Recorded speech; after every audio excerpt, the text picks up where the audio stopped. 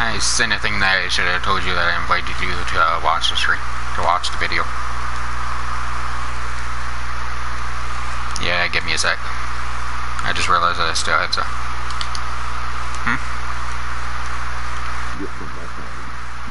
There you go. Now you should be able to see.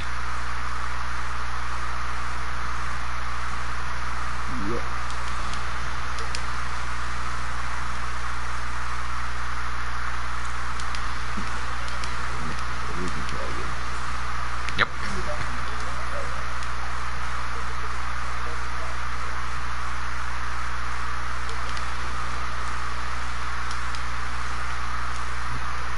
See, I'll show you this real quick.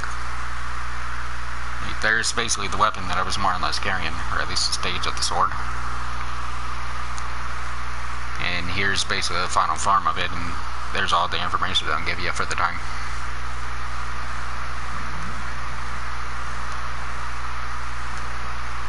Like, I'm still carrying that gold sword on me, by the way. There it is, too.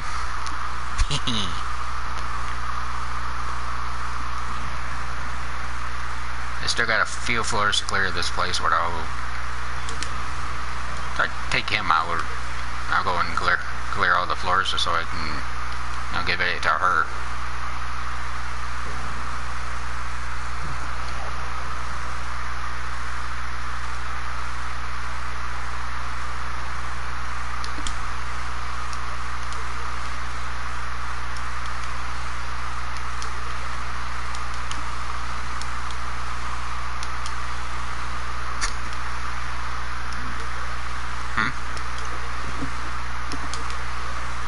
Sadly, no rabbit storm.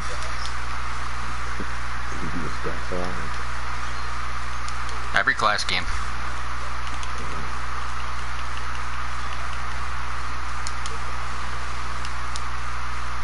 You're still chasing me. You little stinking butthead. You're still chasing me.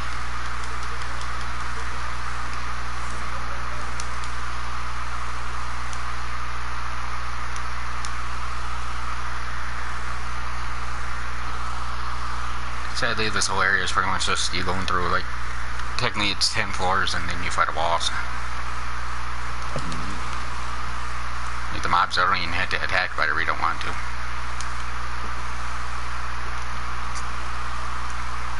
Since I already know what floor I need to get to.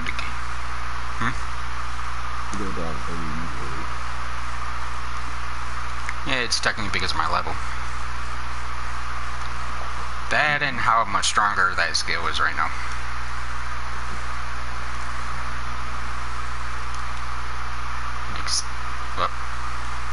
Like, see, that's how much stronger this skill is right now. And yeah, see, I can literally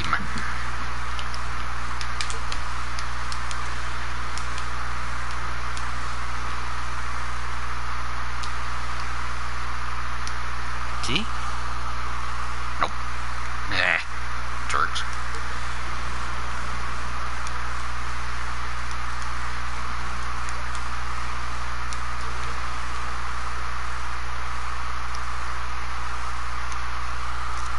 See, each weapon, technically each weapon has its own fast way of traveling through the map.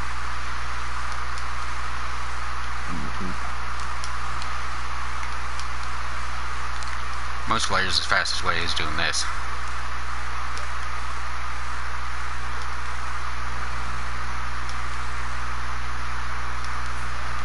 The problem with this is that this thing right there automatically target a mob, and they'll just have to aggro me.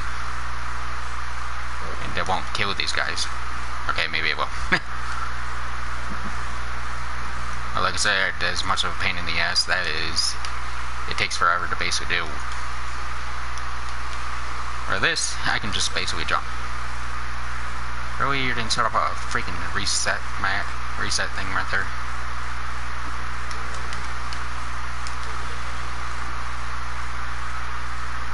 The thing's only available in this area. If I step on that, it automatically put me back at the start.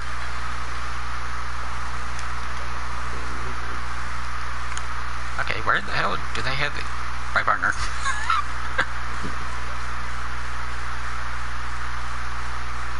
Where do they have the freaking way to get to the portal. Darn jerks. The portal seems to be over there. Oh, doy. I'm going the wrong way, that's why. There's the portal.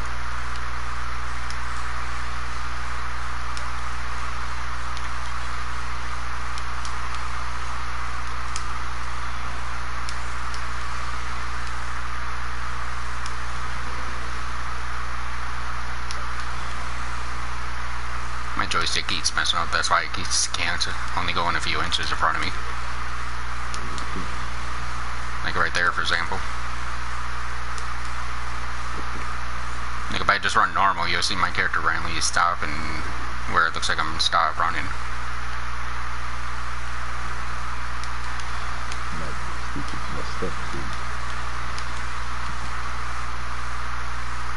It's a dog controller. I've had it too long. Neat, he ain't looking at me. Awesome. That big guy I can't take down, that was right there. I've tried multiple times. Come on, you darn jerks, don't spawn right on top of me.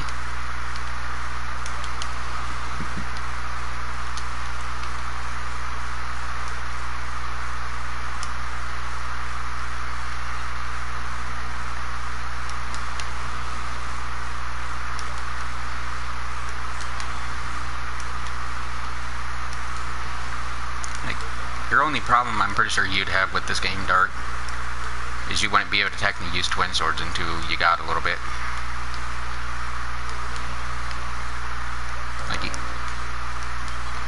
Like it's one of the EX skills and it's locked up. Like there's supposed to be one here that I'm trying to get unlocked and I can't.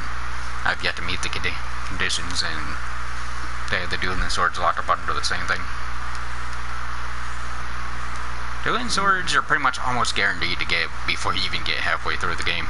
Unless you really mess up. I think as far as I'm concerned, I'm pretty sure it's just you gotta defeat a certain...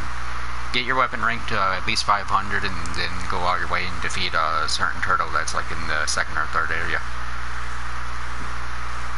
Once you do that, you gain the ability to carry 2 swords.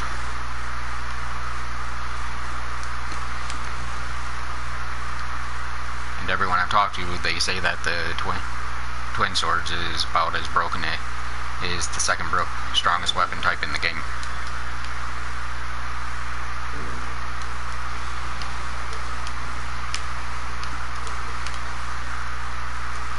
They only say it's behind the weapon and class I'm using, and that's only because of one of my EX skills can, I guess, triple the damage of all my attacks for a set timer.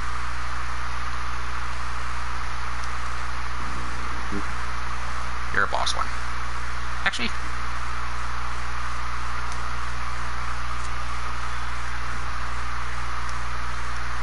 there's a boss.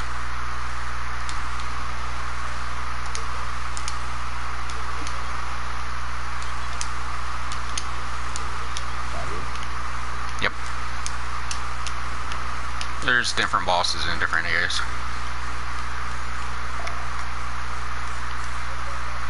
Reaper Butthead right there is basically immune to all attacks.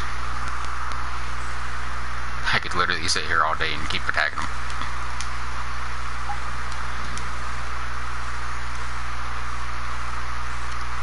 And yes, Darth, there's another thing that Onigiri doesn't have.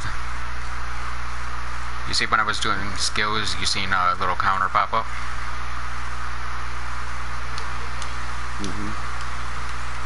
Each time when I do that, if you notice it says 110% increase or whatever. Each time when you do something like that, then you can actually combine and make all your attacks stronger just by using a set number of attacks. And it doesn't really take that long to master.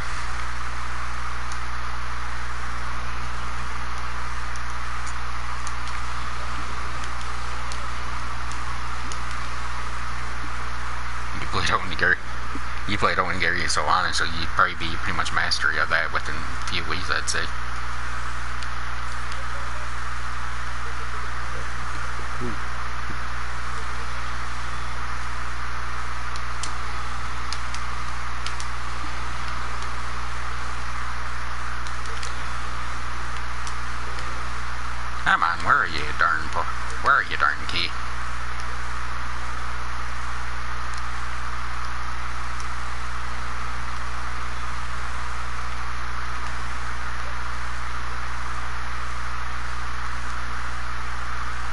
I think for you to make me run this whole entire map to just find this one key. Because that's the drawback about this. I had to literally run the whole entire map just to find it.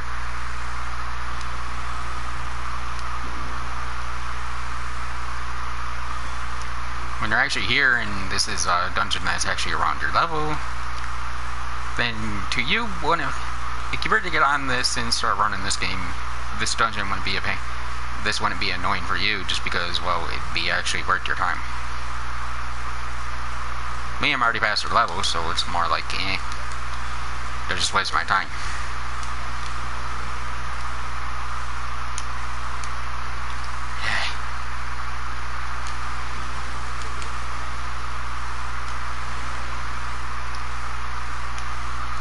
Really?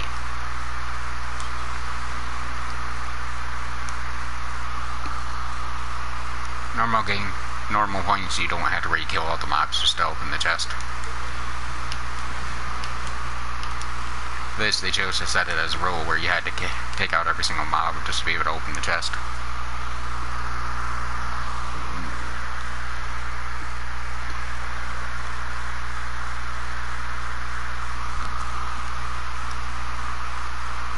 To be honest, once I'm able to finally get out of here, I can actually go out my way and you can actually watch me upgrade the sword that I'm currently carrying. Because I already have more than enough of the materials to be. I should be able to, don't quote me 100%, but I should be able to take it all the way up to all the way up. I won't be able to get basically the blue colored aura that this will eventually get, but I can take it up to the weapon that I'll need to be able to get the final stages.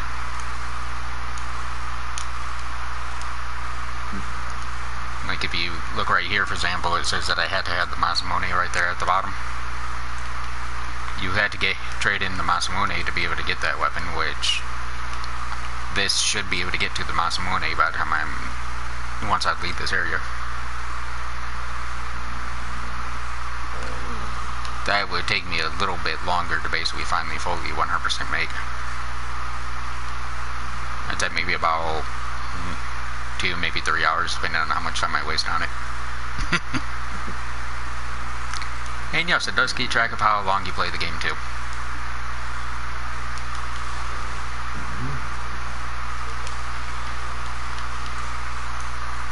Because you can see right there, I'm already over 100 hours.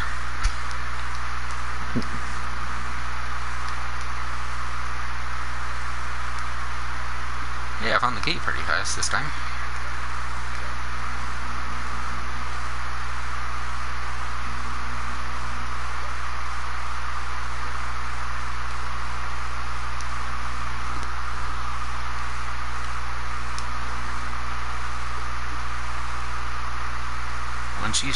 If you were to get the game started up, I'm trying to see if I can find one, but the game's not really wanting to work with me right now.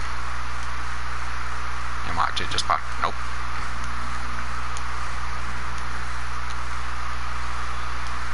Like the game will eventually give you about 100 of these.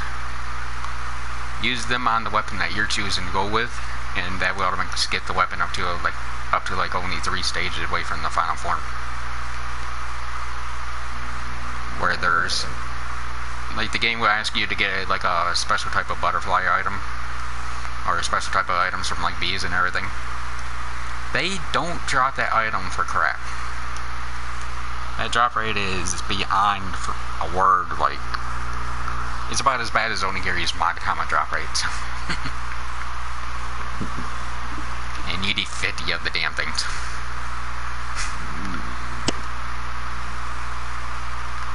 They'll give you a free 50 for just basically starting the game up and getting like a few of the, like they added free DLC to the game to where you'd be able to get about 50% 50 of them without any major problems. In order to get into the area where I am, though, you will have to at least have DLC 3.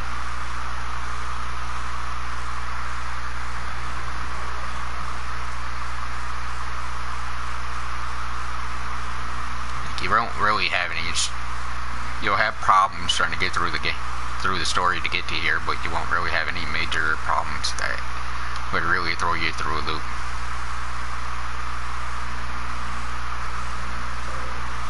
And I'm saying that from me watching you literally play Onigiri as well as you do. This game is challenging, but you will pretty much kind of like walk through it.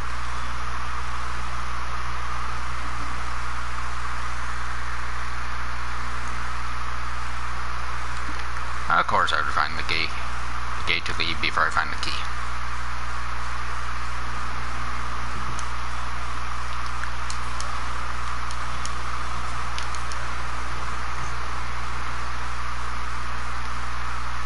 Oh, there went dual skill that you watched.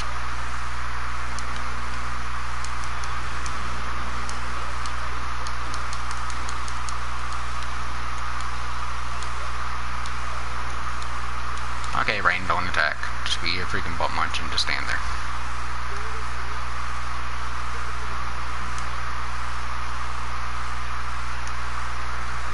Like, these guys will actually attack as well. I'm just killing. Since I'm only getting out the mobs too fast, they ain't getting a good chance. But they will randomly be like us in Onigiri. And I'm talking about the type of players where you find like someone who's sitting there like using an Ogi constantly, like, hey, I just got the Ogi or something. They'll randomly do that.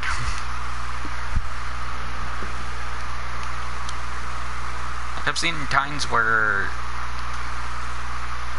like, if one of these guys survive me or they piss them off, like, let's see if I can actually get them to piss this guy to piss one of them off. Nope, they're not even carrying. There they go.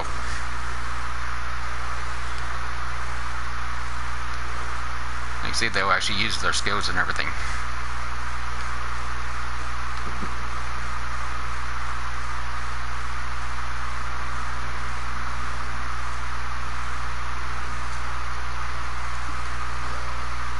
And there they go again. Fortunately, until I get to the boss, it won't get it too many attacks out. It's two of them, but 2 out of 3 of them have actually pretty strong attack power. Like, they're both about even with me, honestly.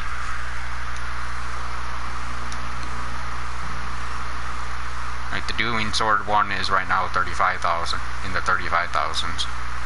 And the spear one is 19,000. The one with the big sword should be pretty much one shot and everything, but she don't do a very good job at that.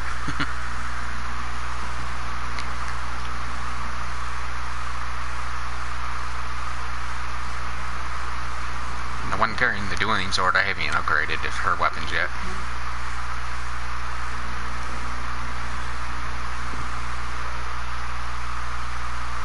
I've been actually debating on upgrading her in another few days. Oh, neat. I already found the key. And I've already seen where the portal is, too.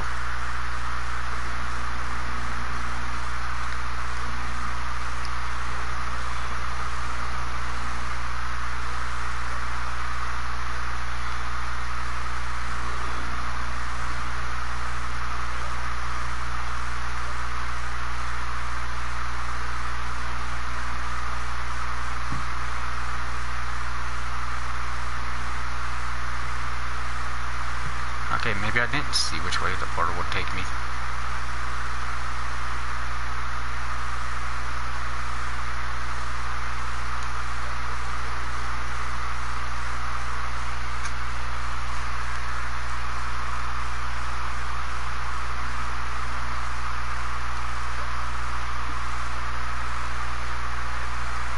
So am I right, Dark, that you'd probably stick with dueling weapons in this game?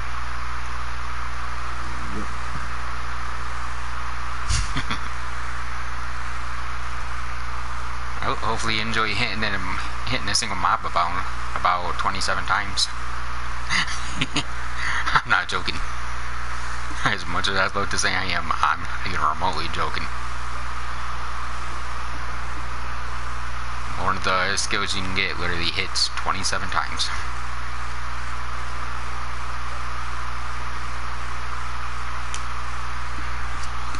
Even though I'm not even using the duos and swords, I can actually show you all the skills.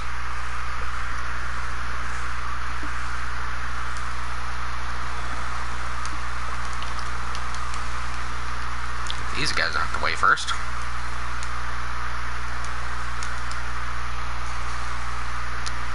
See it, Art? There's your 27 hit combo. And as you can see, I've already used the dueling swords quite a bit. Didn't use Stardust first, which I'm actually a little surprised about.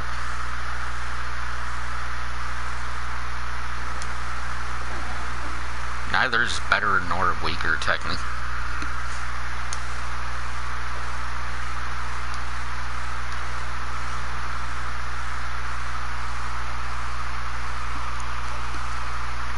I actually gotta say, I kinda wish when you get a Vanguard, I wish I were able to do as good as this game allows you.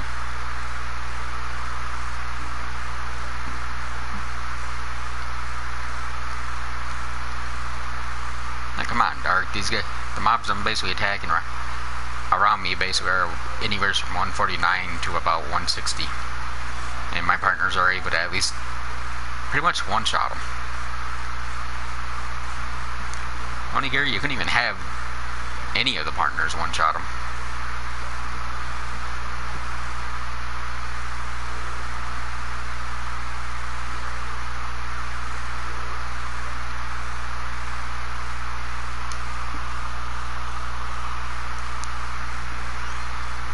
Wow, the keys are just coming like crazy now.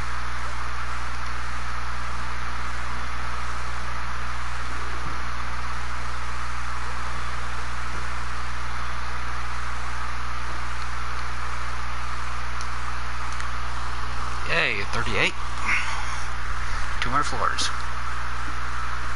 Well, technically 1 more floor.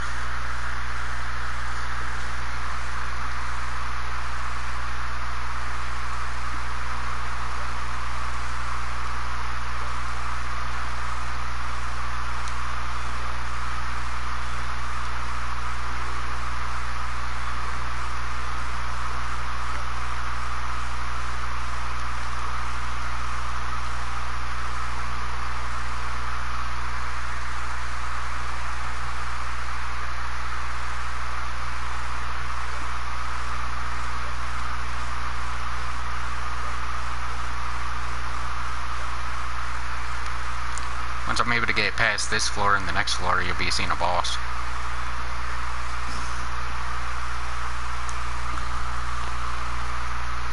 This game has bosses tanky, but at least you can give them a reason for them to be as tanky as they are.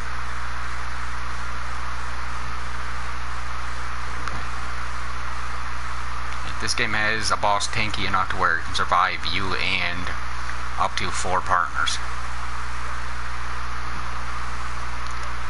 Let me phrase that correctly. This game has it set up to where each boss has the ability, if you chose to, and if you can't fight them this way, that the bosses can survive long enough to survive you, your partner, me, my partner, and whoever else is with us. This game has multiplayer combat going with it.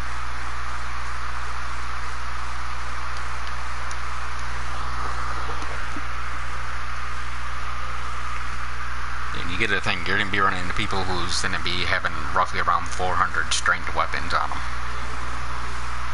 Which I've yet to see any weapon stronger than that.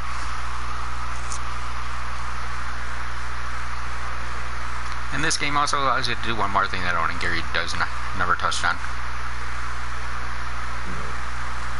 I can actually take you and run through dungeons with you, or at least run through. If you have, like, let's say the Final DLC, which is out right now, where you can go into where the mobs are around level 100, we can throw it on the highest difficulty and I can literally jet your butt all the way up to about 200.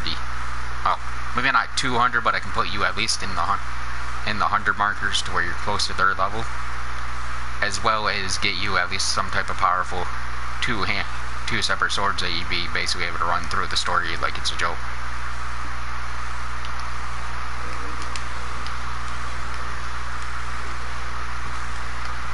Like after I get out of here and I switch, show you that I'm with the rain with her, what, with that sword on her. I'll get out of the main part, and I'll basically switch over to the multiplayer. Just to show you what I mean. Boss time. Just like I figured the key would be right there. And it's this guy. Crap. This isn't a bit.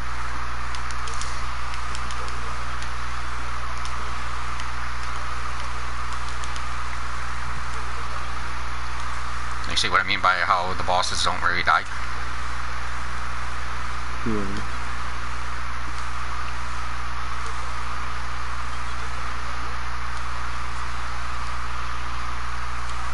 She just used Stardust. I think she just used the burst string Stardust right there.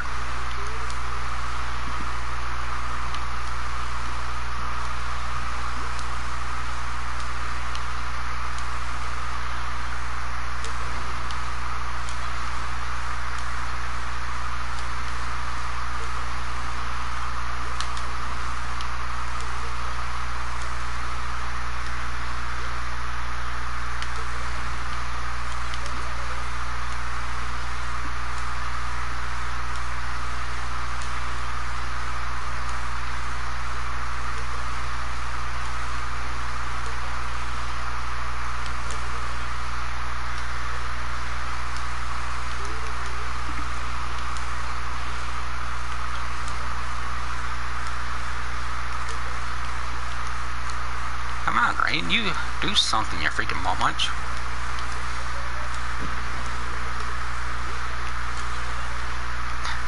Oh, there they go. I don't know why, but they like leave me to do all the damage. Their AI is smart enough to where they know what they need to do in order to do right damage.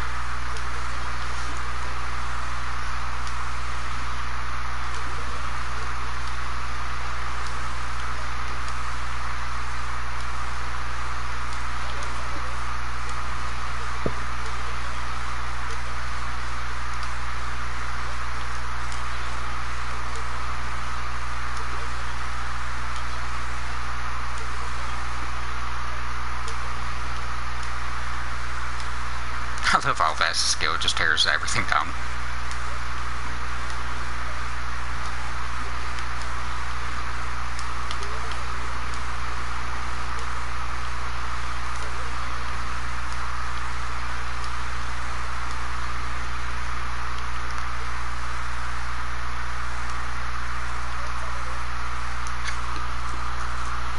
Oh, and they also give you everything like this too, Dark.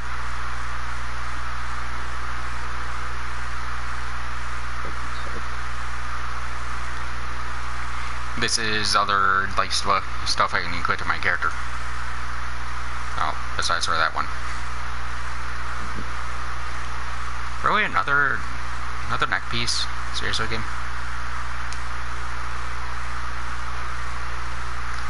Like, you don't have just what? Technically 10 slots. You have a few slots in this game. Like, there's all your slots in this game. And I guess technically you get the same number as on Gary. But here's the crazy part. As you can see with the weapon that I'm carrying right there, it gives me the attack, it gives me extra strength, extra agility, as well as my attack damage is increased by depending on how much SP I have. The helmet I can equip also gives me extra bonuses. The armor I heavy equip gives me bonuses. Everything in this game literally gives you some type of bonus.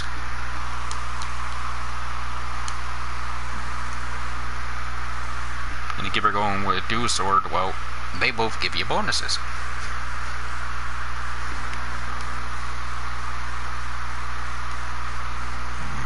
I'll just do it the faster way.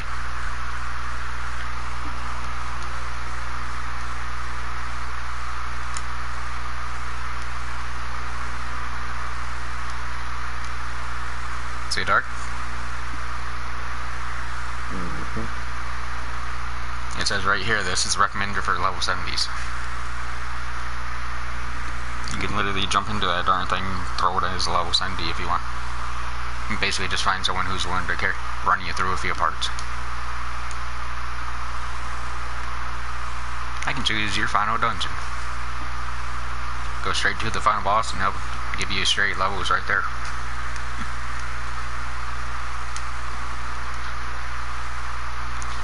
No, just like they won't let you go to the exact area that I was at multiplayer. That's the only true drawback. So I couldn't technically take you there. That'd be the only place I can't technically take you through. But I could take you through every mob that's in that area though.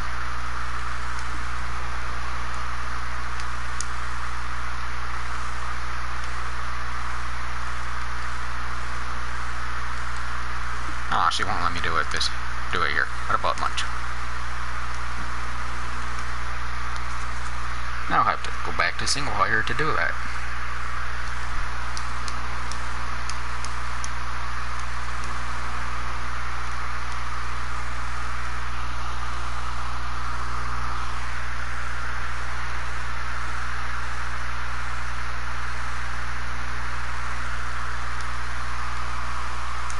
Luckily, I already have her around me when I'm in the city area, so I don't have to really look around for her.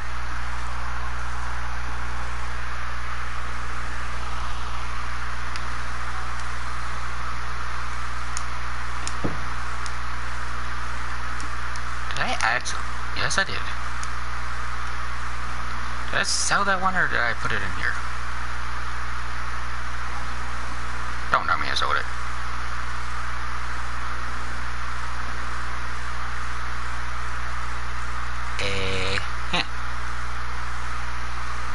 Oh, screw it.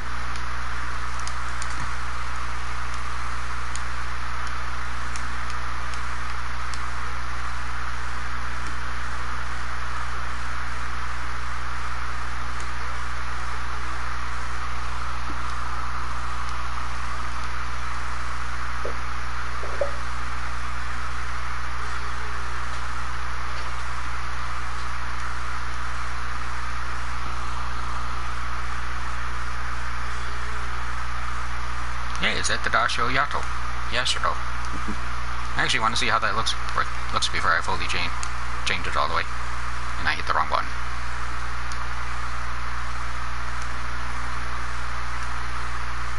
Take that. Oh, and there's you. There's Yuki or however you want to say her name. See her? This one, by the way, Dark.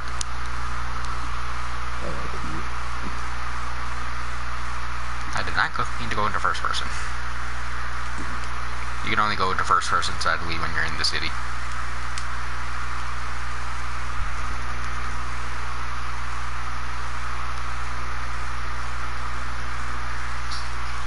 Now, once we get here, you'll see her with the sword that I sent you in that pit.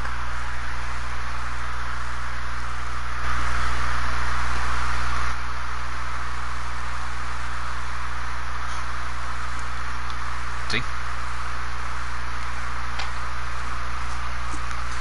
Dark. My sword rate didn't change. Oh well.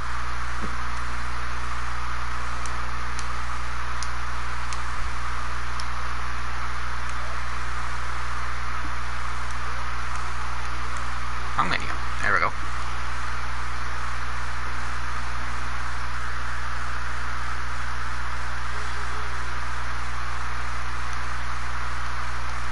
Okay, now it's in its final form.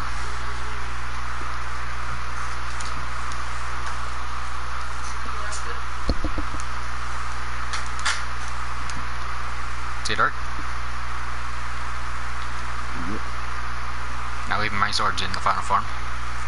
Well, it's not in the final form, but it's at least the weapon that they want me to use for this now is actually in my hand.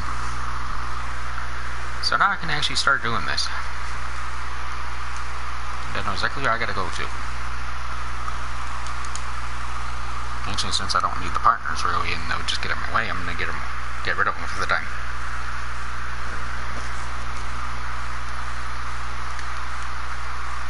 her out just because I kind of do need her a little bit.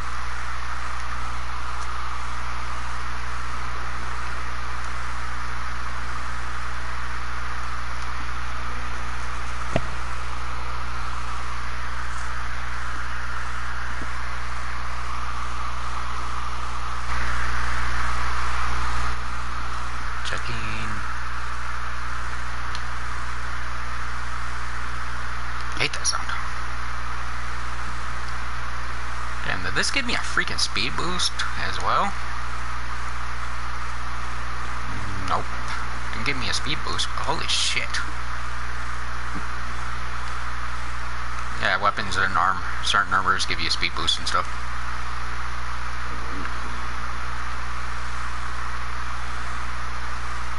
Like the armor that I'm currently working on trying to get is literally going to give me a ridiculous amount of speed boost.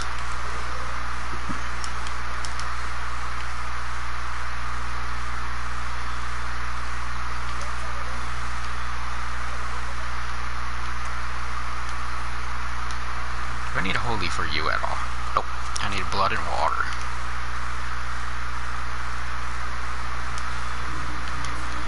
You're not 120. How am I attacking you? You are.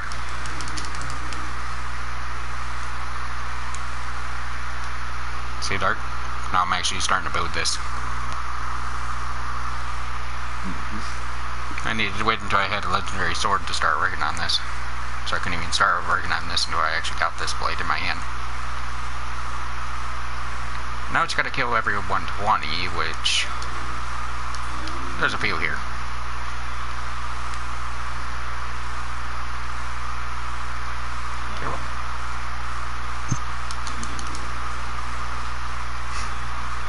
Because you can see how much more powerful it is compared to the weapon I was using before. I'm not even kicking in skills to kill these guys. And even if I went back to the other area, I still wouldn't be using a skill.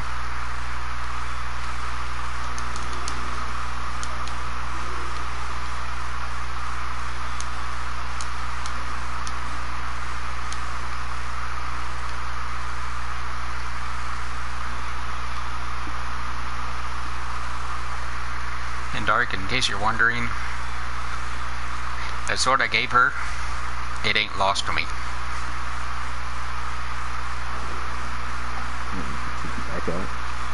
Yep. You can take anything you give them back if you want, anytime you pretty much you see fit. Well, I can't do it while, like since I'm in the field right now, I can't really take it away from her. But once I go back to the city, I'll be able to take it back from her.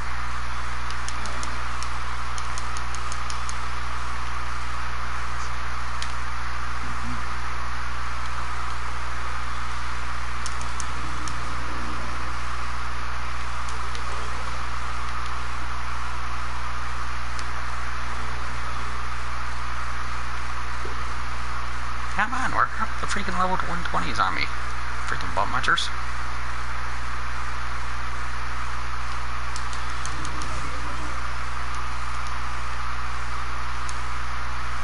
Okay, it's done already, so now...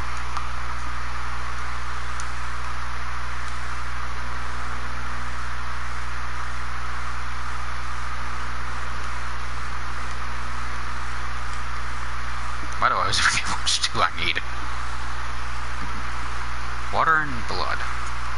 I'm bad at memorizing.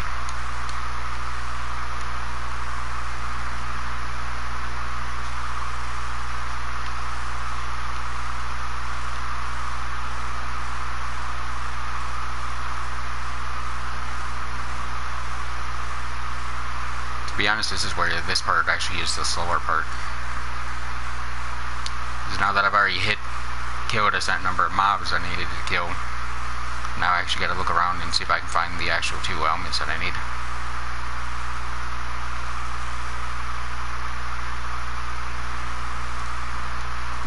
Okay, at least I now know where the water is. Now I just gotta take care of whatever mob is still currently freaking seeing me.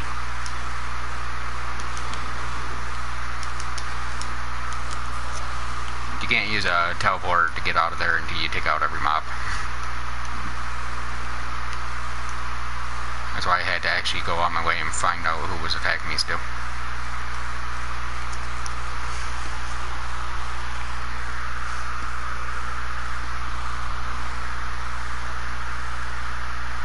Now the next part I might actually have her lead me just because it would be easier. Probably might just go to multiplayer and do it. So I had to parry basically 20 enemies in a row. And they all had to be at least level 120 or above. Which ain't that difficult, but I'm bad at getting parries in this game. I don't even have my parry even set up right now. Like I do, but I don't. I think I set it to double joystick forward. Yep, you're the one I'm looking for.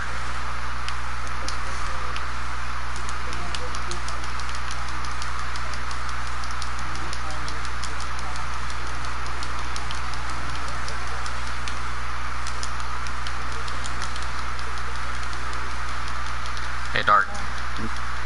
Remember, 120s were dying left and right.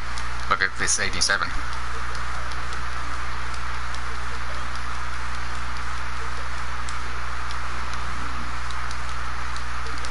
So what I mean by they had the walls is I'm purposely meant to be stronger.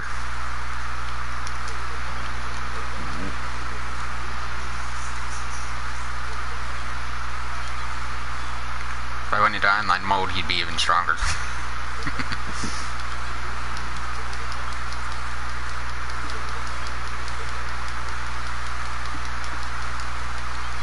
Like I said, that's the reason why I actually kept her out with me.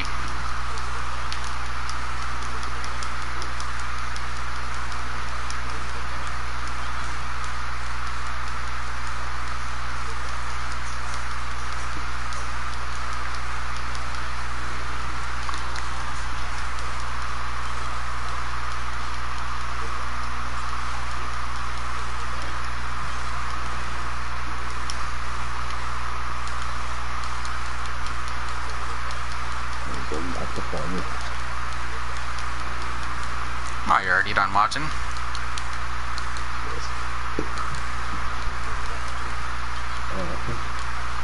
Dark. Thought you wanted to at least see this weapon literally become into its final stage like the other one, like you see the sword is.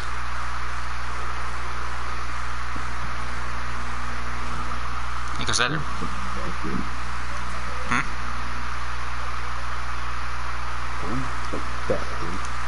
Actually, believe it or not, I don't even think I could even do it in one day.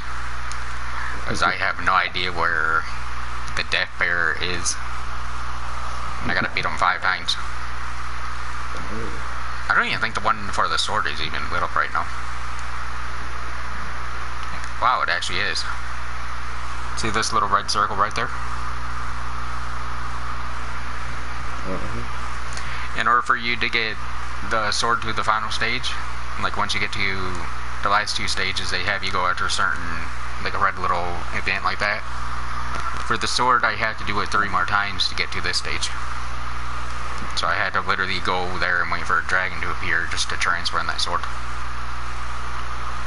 Which technically I'd have. The drawback is on this one, on that, is once I get this all the way down to where I can get this one, it's going to remove this whole entire thing from me, so I would have to literally reset all this just to get this one. So once you fully clear this and you get to this one, that'll automatically take it away. It ain't that difficult to get back, but it's like once you've done it, you gotta go back through it again just to redo it. Like for her, like for that sword right now, all I'd had to do is I'd had to do this one, then I'd had to do a one party parry a set number of enemies again, and then I'd be already at the stage. Like that sword, I'd literally probably have done way faster than I'm gonna get this katana done.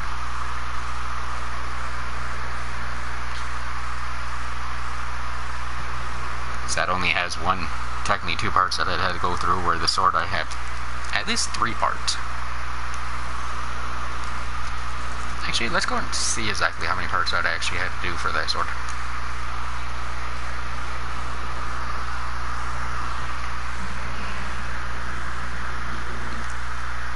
Like, I don't think it's many, but I know it's not.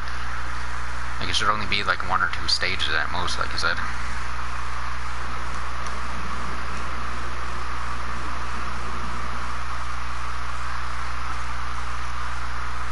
And there's no telling if that dragon will still be around by the time I even get to that stage, which he's random to either be there or he takes off.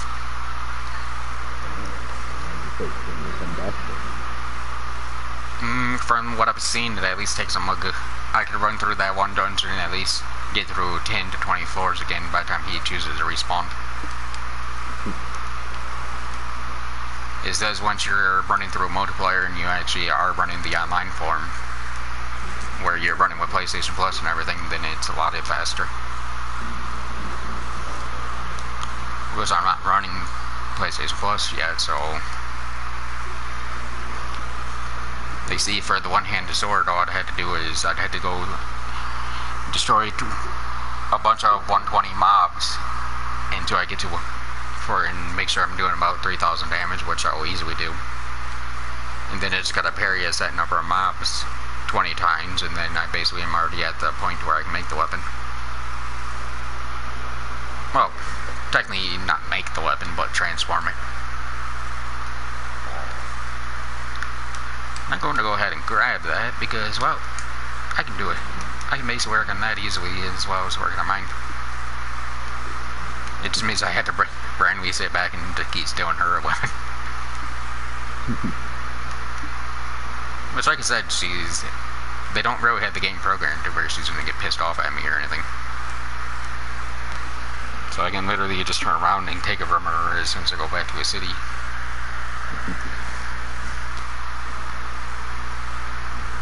And she needs one of the elements. Needs one of the elements that's actually available right now too.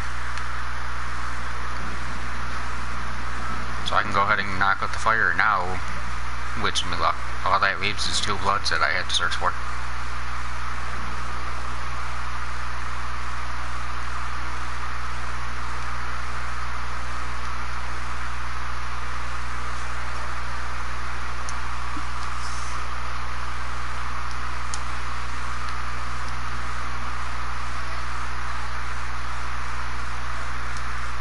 Oh, neat. They actually have the bees in the area too. So so I had a small chance of getting a freaking one of them. Or getting that darn freaking insect wing.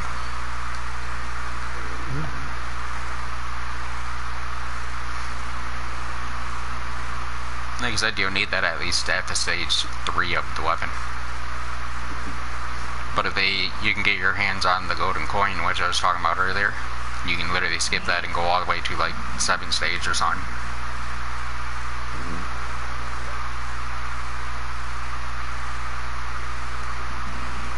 Well, like I said as well, is if you were to start at the game, they should have it to where you'd be able to download some free items and it'll give you 50 of the golden wings to where you'd be able to make your first legendary all the way through. You just would have problems if you chose to turn around and want to make a second sword or something like that.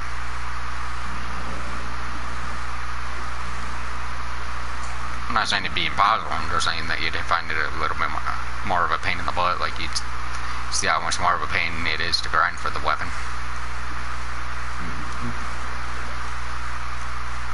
Like I said, even for Metastoples, I'd say it's less of a pain.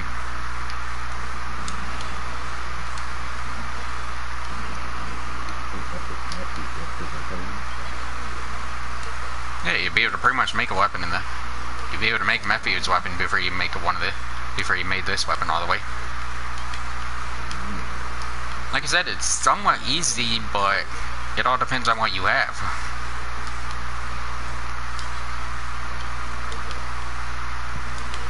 Like even with those that dragonjaw that I was working on, I don't even have enough to make a second weapon. So I had to go back and farm again. That's about another 2 hours of farming just for that. That's not even counting the time that I gotta take just to kick everyone's butt, just for everything else.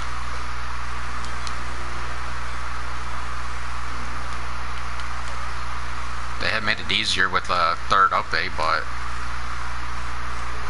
that way goes on. Would you even have the money to put in for that third update?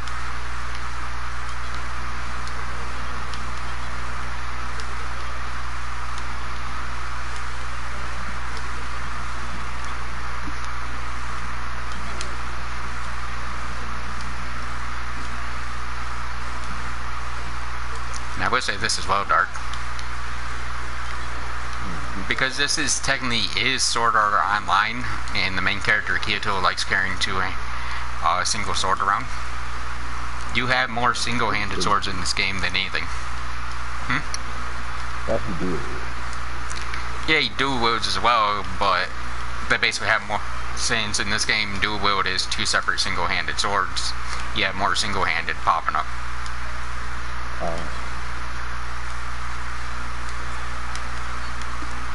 Like you had the one she's carrying, you have another, there's another set they can go with.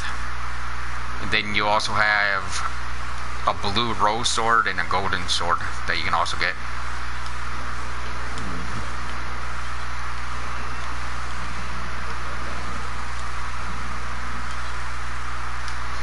So you're technically limited to be able to make a good weapon for a two-hand. To be a dual wield, you basically really don't have that much of a challenge. It just goes by how long you want to farm.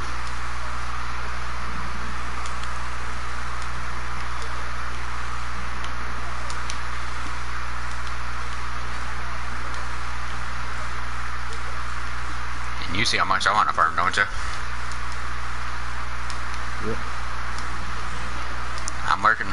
I literally was working on getting enough jaws, which I'm going to eventually go back there and get more. So I didn't reach the quota that I was going for. I'm going to literally make another 2 legendary weapons without even counting the one I'm working, without even counting this one.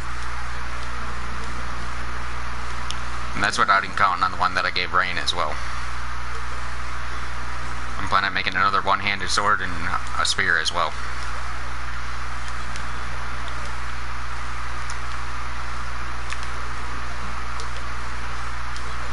Like, if only Gary were to literally add what I asked him to add, I'd be farming guards for a year.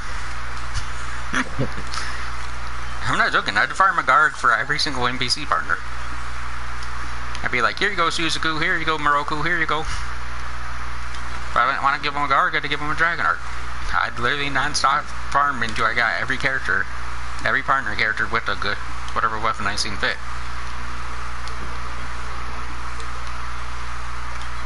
As long as it made them where they could help you out in combat, I'd work on them.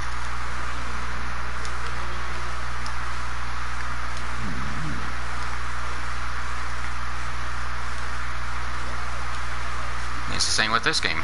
The partners in this game actually do help you out. So why not give them the ability to help you out a little bit more?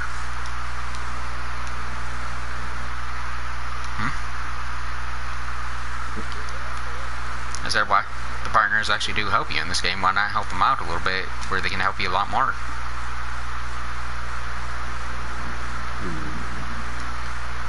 That's how I've always looked at stuff.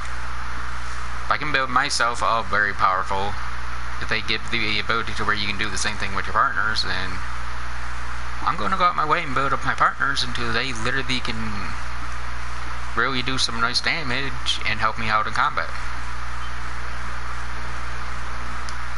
Especially for this type of game where they can actually help you.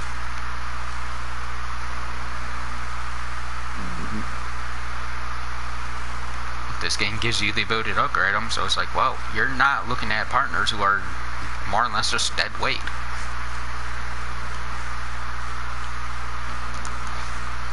And yes, Dark, I know you like Oda and everything so much, but honestly, unless you're transformed in Oda, she don't do damage for crap.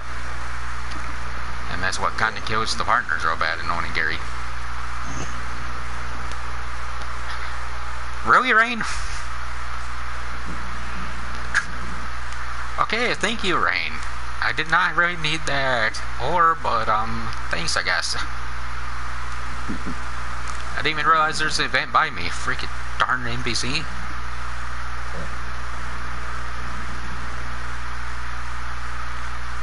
I'm not even joking. I'm literally trying to find where I can get some blood, where I can get the blood out of me right now, and all I see in the game literally takes me back to where I was, and it tells me just to tell me that quest has been completed. It's like so my partner literally just decided to say, you know what, screw it, I'm completing the quest.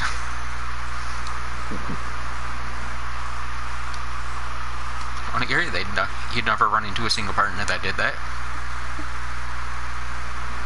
Well, not technical. If you wanted to call them the other players, yeah. But I'm talking where an NPC character can actually do something.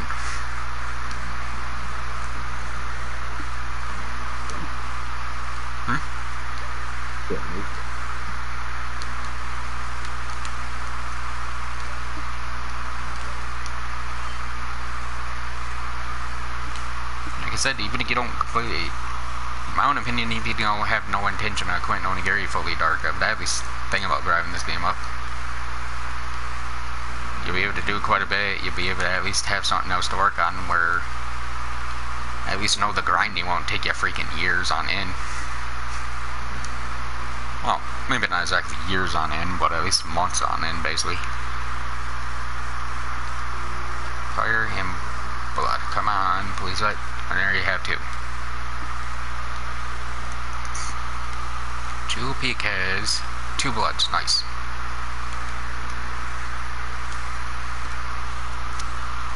Oh, this is gonna be fun.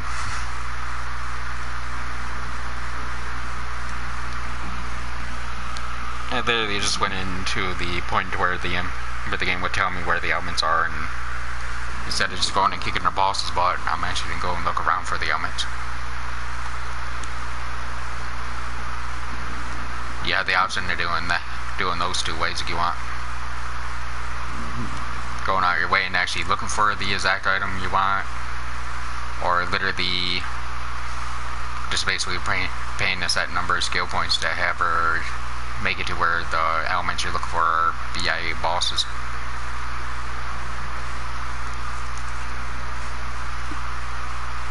And heck, I was even talking with one of my friends about that I'm planning on getting PlayStation Plus this month.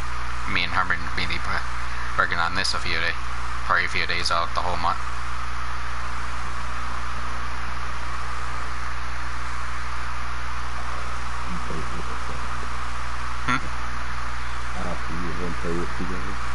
Yep.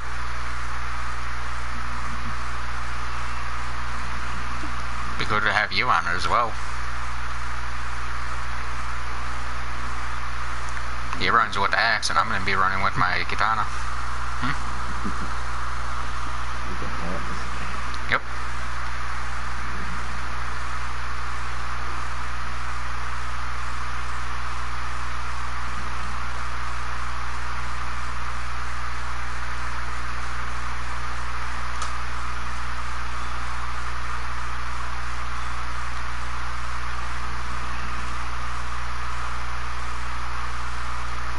You have quite a bit of options in this game. One-handed sword, two-handed sword. Well, I'm gonna go through, once I load back in, I'm gonna basically just read them all that way. So I end up saying one wrong. One-handed reaper, scimitar, dagger, one-handed club, katana, two-handed sword, axe. Then you have spear.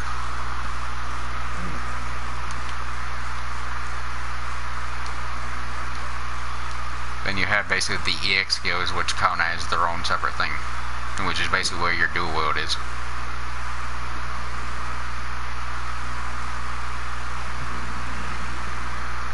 And you do remember one thing, don't you, Dark?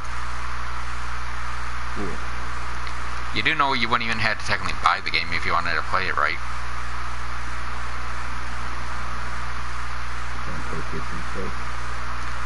No, it's not on PlayStation Plus, but technically, you already know what it is. It's the thing that... Not game share. That's what I basically did with Chibi.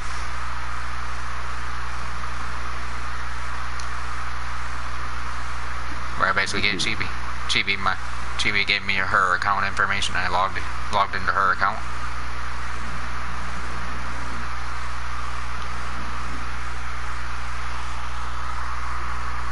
You know, by literally doing that, you can have my account onto your system and it will allow you to download the game for free. As long as you keep my account on your system, you basically have all rights to my games. Which that'd even save you money on the DLC. Consider I already paid for everything.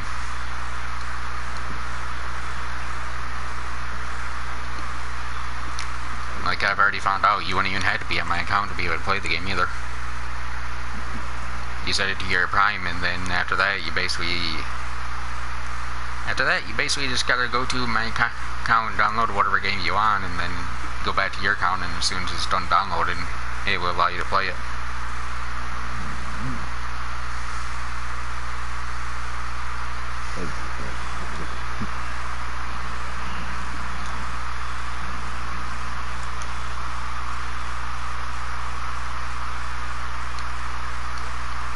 And heck, you only want to do it just to try the game out yourself.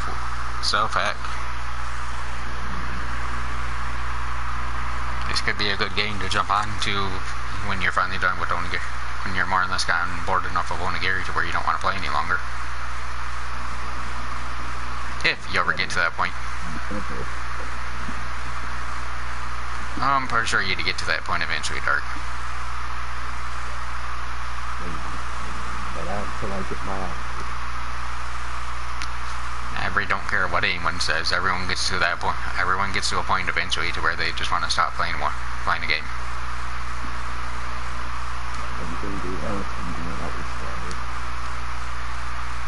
Me, on the other hand, I only quit Onigiri because honestly, I just bored. There's not much to do, really.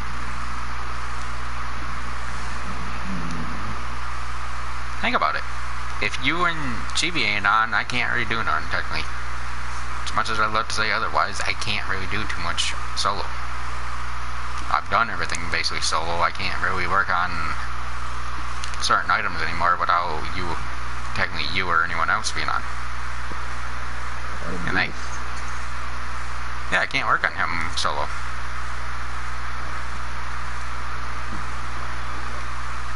Like I said, to me, that's where that game kind of starts killing itself more. Once you get to the point to where you can't solo, once you are pretty much already gotten all the solo parts done, the game more or less kind of runs out of work.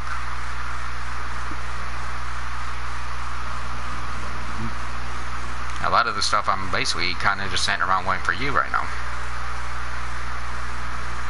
Until you finally decide to move to whatever everything I'm working on, more or less, I'm really pretty much at a standstill.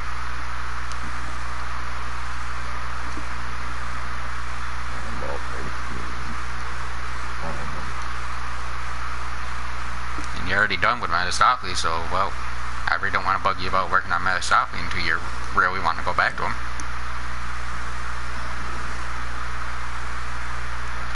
And yes, I know you told me whenever I want to farm them, you wouldn't mind farming them. But I'm really not someone who likes doing something like that. Especially considering... Who's that? No, I said I don't like doing stuff like that. Oh. Especially considering when it comes down to it, it's not like I don't question. It's not like I don't trust your word on it. You've already shown your word multiple times.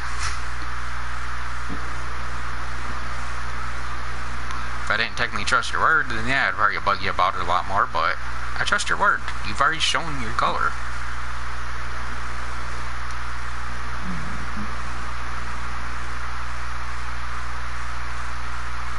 So I definitely don't like bugging you about it.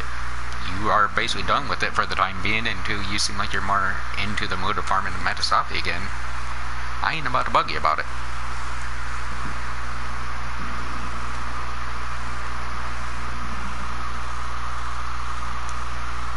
Yeah, there's one blood.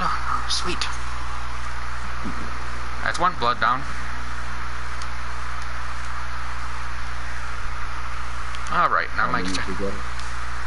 One more.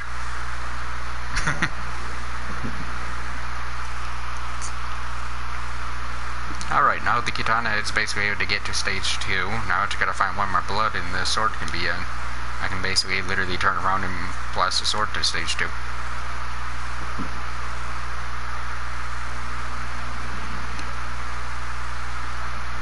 Like I said, these are kind of a pain in the ass to look for, but they're not really impossible.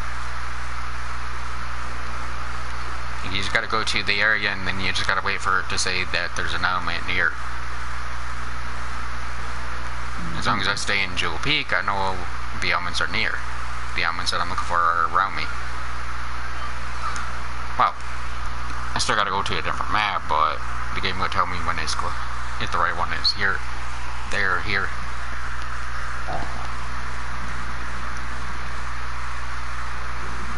Once you basically find the element, for example, it'll look like what the little picture of it does. Like if it don't look like the blood element that you're looking for, then you basically just leave it.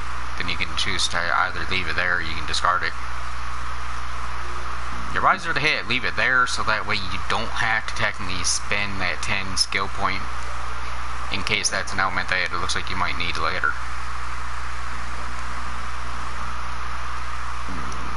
I just leave them there because of that one point. Like I got memorized where there's an earth element and I can go and grab that anytime. As soon as they give me a reason to need it.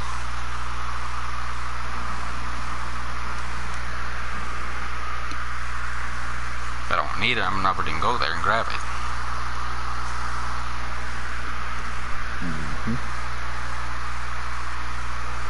Neat. I can sense an element in this area, which means there's a high chance of me finding an element again.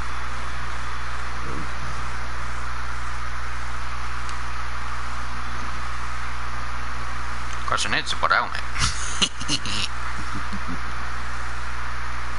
That's all they tell me is you can sense an element in the area. They don't tell you which one. Aw, of course. Crap. It's not a blood. Nope, it's an earth.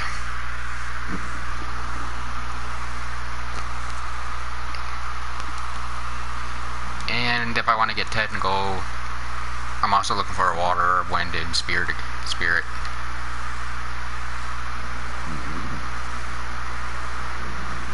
Because stage 2 of Katana, I need those elements for it.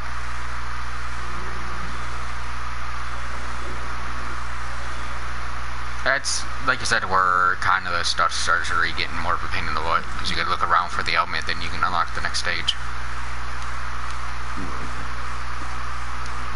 Like as soon as I find the 3 that I named off, the water, spirit, and whatever the last one was that I named off, they're basically...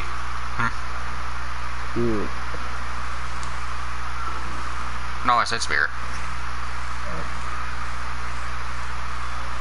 I believe it's either way, whatever the last one is, as soon as I find those 3, then I can basically move on to stage 3 of the process, which is only one more away from basically being able to get the legendary katana that would look like the sword that she's carrying. Where her, like I said, I just gotta find blood and then I gotta basically complete stage 1 and then I can start working on stage 2. And then it's just getting stage 2 out the way and then it's stage 3 and then she's done.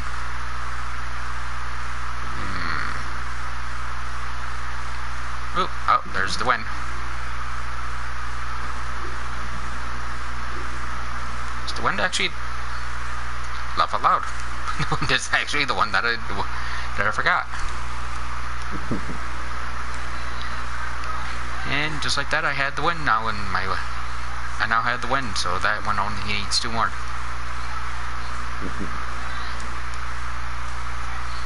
I might even go into this area. I know it's not going to be here.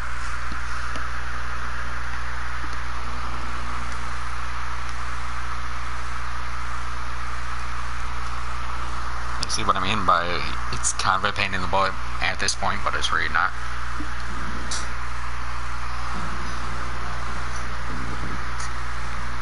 Like, this is where I'd say it really would start getting challenging. Because now I had to literally run around almost every map that I have unlocked just to see, okay, what element can I find here? What element pops here?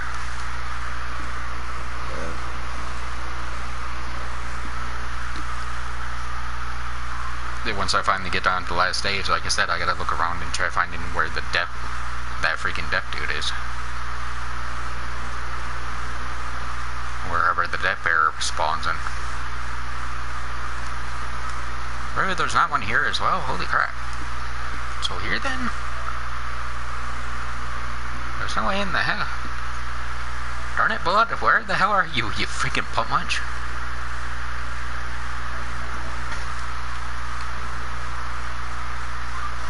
And it's not here as well. What the hell?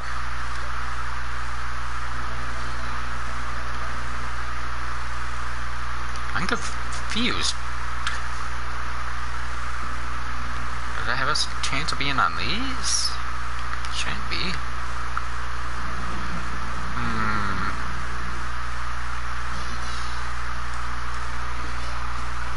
There? Question mark? So like I said, it won't tell me on the map where these ones are, so I had to literally go through every map. Really? You're not here as well? What the hell? Rain, do not go over there and kill the crabs. Nope, not here. Okay, let's run these there. Let's run this area again. This might not have told me where. Told me. Since I might have left the area too fast.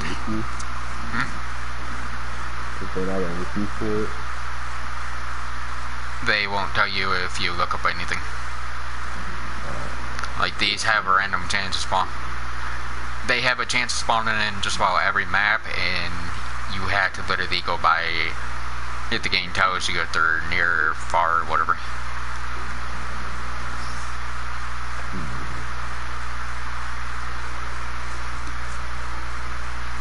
I can use basically the internet to look up to find out where my depth bearer is, but that's it.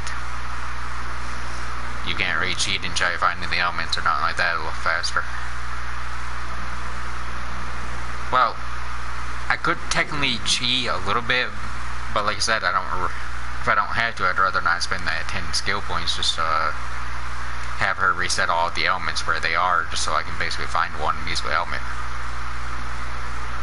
When she does say that it's in one of the maps here, so it's only a matter of time until I figure out which map it is in.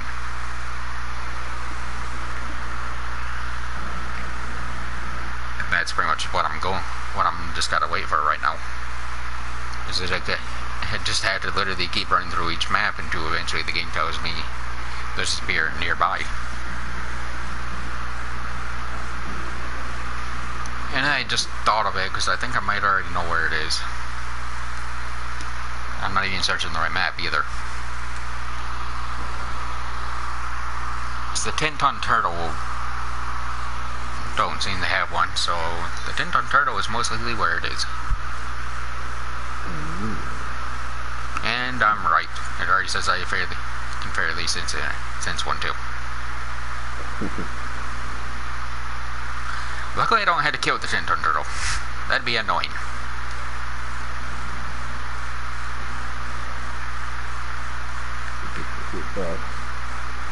It's a big giant turtle. Last time when I fought him, it takes me at least a few good minutes. Like I said, the bosses are not, no matter what type of boss you go after, they're still a pain in the ass.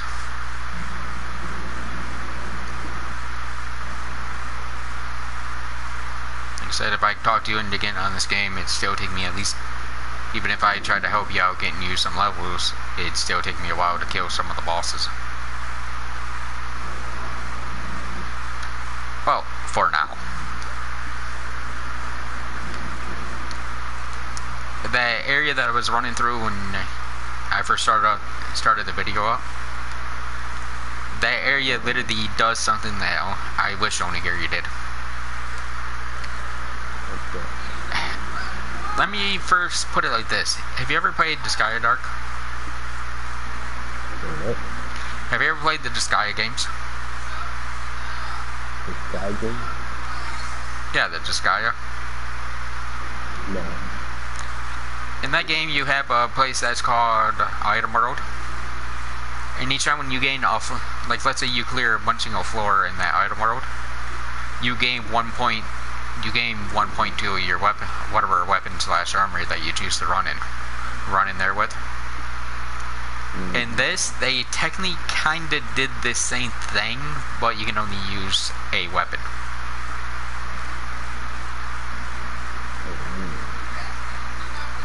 Which means, like, it's an infinite dungeon where you can technically run it as many times as the player sees fit. So you can literally run the dungeon at least 100 times if you really wanted to. And whatever weapon you chose to take in there is automatically going to be boosted by that percentage.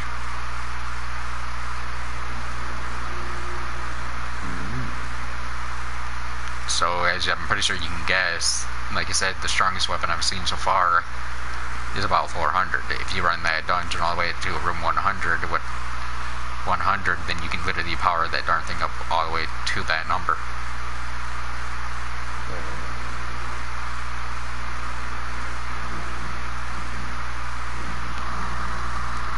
Eh boy, I hate when they do this.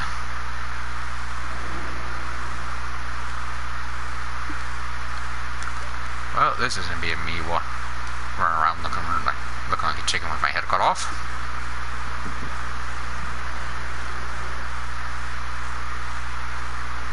Oh.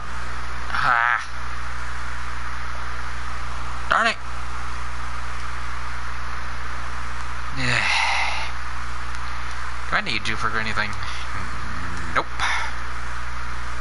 I could use you for the next one, but no, I can't use you right now. God. Poopers. Dark. Yes. I found the element in the area, but it's not the one I need. Is holy. Which I could use that holy element later, so at least that's helpful to know that there's a holy there.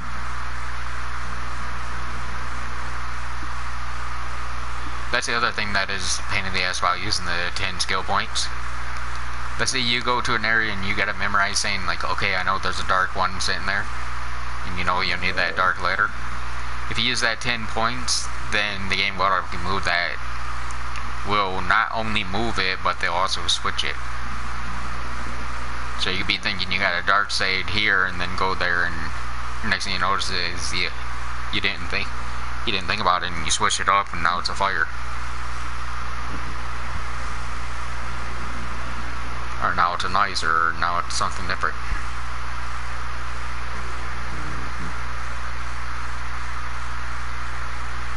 Oh, and about the armor in this game, you have armor as well as...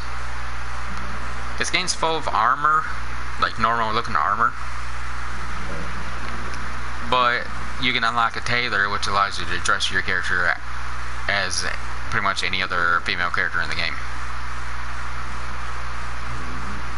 Like the outfit you seen me wearing when you were watching is the outfit that my partner was supposed to originally be in.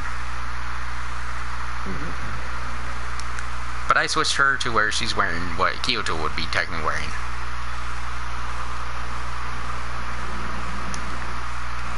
Yes, Dark, you're technically playing as Kyoto in this game.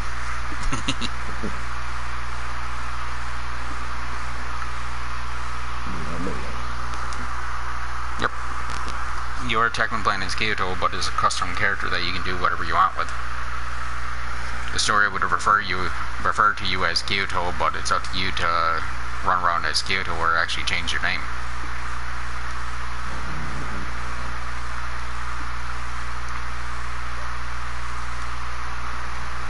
And when it comes down to it, all the NPC, all your partners in the game, like Suna and all of them,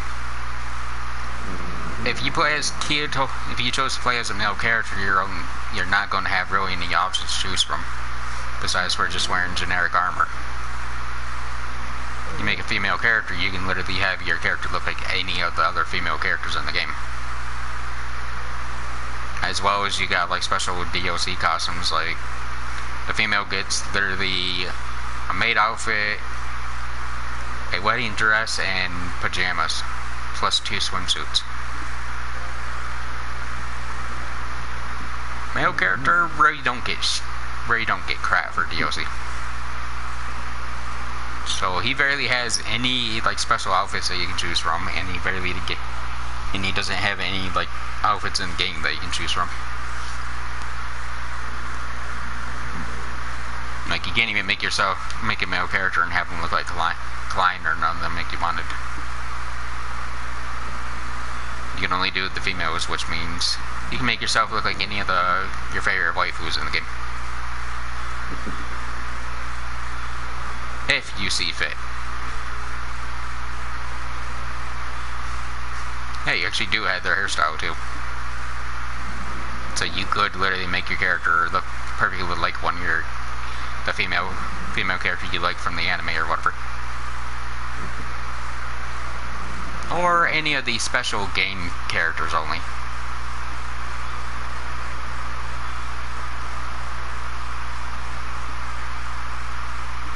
Like the one I'm running around with, she's a special game character only.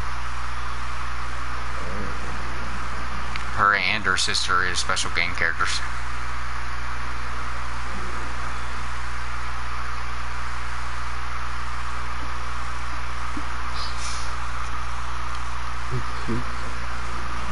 Her sister is 7. 7? Yep.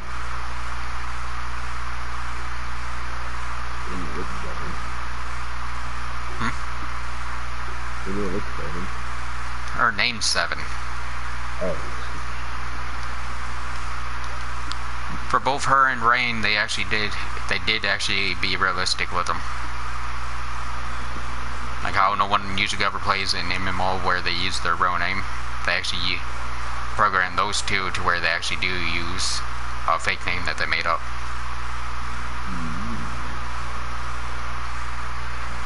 I was looking at their wiki earlier, and it said and it did give a reason why they actually do choose 7 and Rain though. It said the one called Rain was born, and her mom looked up and seen her brain. Seemed like a rainbow or whatever, and that's what she got her name from. Like her name basically represents rainbow. And her sister 7, I guess it's supposed to be something on like on Russia's holiday, but the creators basically argued with it, and they chose, and she was originally to be on January 7th, but they chose to switch it to where she's on a different day. Because they didn't like the idea, so they had her basically use the whole 7 as her name, meaning that she was originally supposed to be planning to be on that day as her birthday and everything. Like for characters that are supposed to only be in-game characters, for a game character only, they definitely did put enough law behind them to actually make you think they're actually part characters. Which I do like.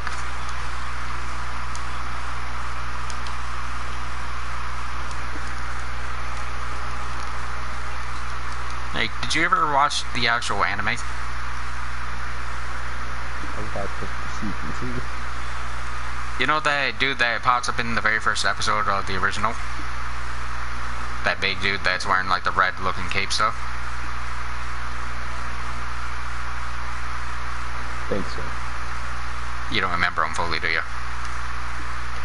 If you don't want to announce the stuff in the game. Yep.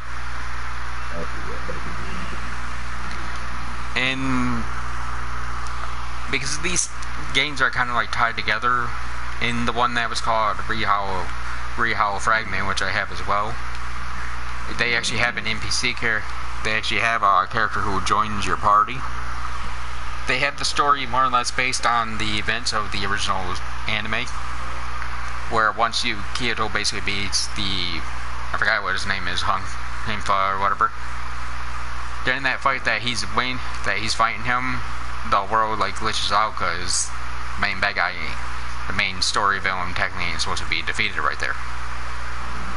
So the game like glitches out, and so they made the game to where it follows a storyline to where it glitched out. Instead of Kyoto being able to kill him right there, it glitched out and they still had to go through all 100 floors.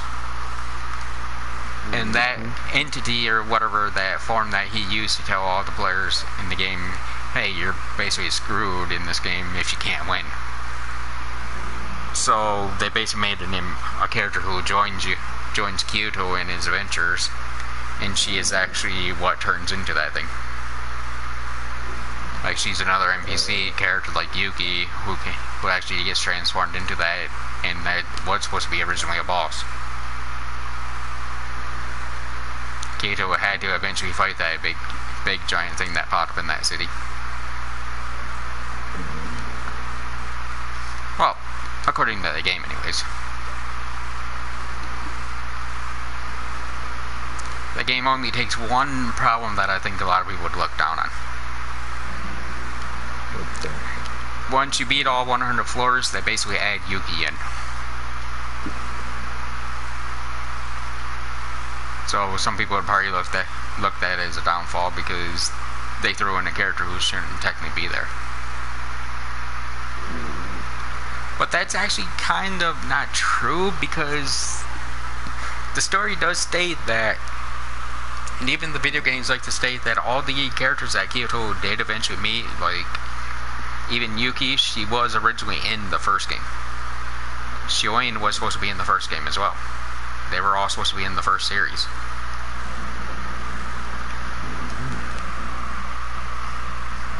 Even the two that are supposed to be, even the Seven of Rain, it states on their background that they were originally in the original game, the original one as well. Kyoto just never ran into him because, well, he never actually got around to the point to run into him.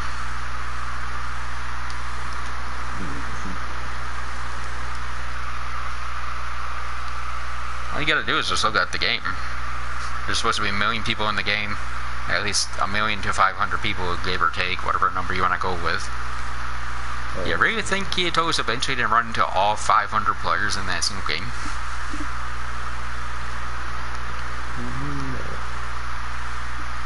So like I said, even though the characters are technically video game exclusive characters, they did give them a good enough limelight to say, hey, they do have a right to be in there.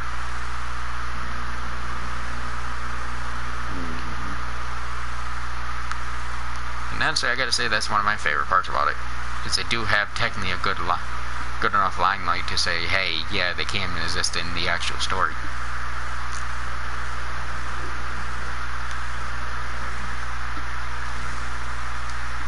I'm pretty sure I'd run into people who would argue over that fact.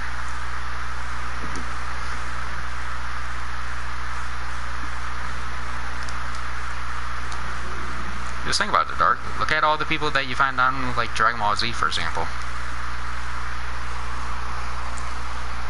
That character is not considered canon, so they're not considered in the series. This is not considered canon, so it's not part of the series. It's like, who the hell cares? It's a TV show. Enjoy it. It's like you can literally get into a freaking argument with anyone you want all day long. Unless you actually receive actual word from the creators themselves that they don't count the characters as canon, you can't really declare they're not canon. And Sword Art ain't no different. You can't declare, even though Rain and 7 are video game exclusive only characters, you can't declare them as they're not part of the actual series. Because even if you would, like, if you start this game up, for example, and you listen, and you literally sat there and read the little first part of it, it does say that the whole entire story for this game is literally based on the idea of the original creator. One way or another, he did create the characters.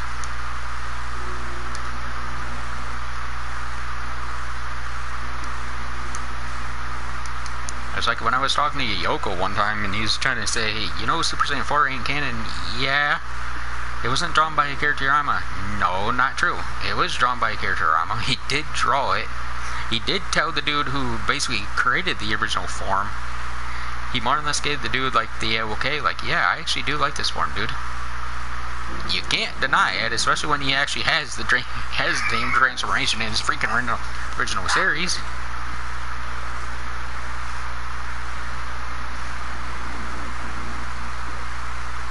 And like even what's floating around now is heck. It's not like you hear Bandai Namco or anyone outright stating, hey, the character is not, Dragon Ball GT is not canon. You never hear the creators of this series saying that because they're making money. They don't care. They make money.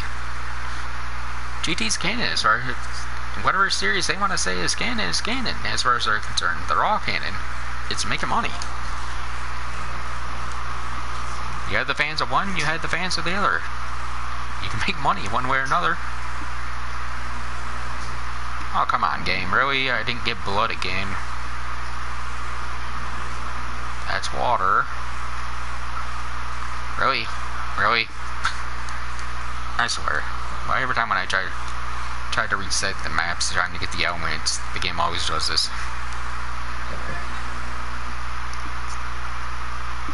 It never... Oh, there's a blood. I was about to say, it never gives me the freaking elements that I'm actually looking for. Oh, it gives me everything but.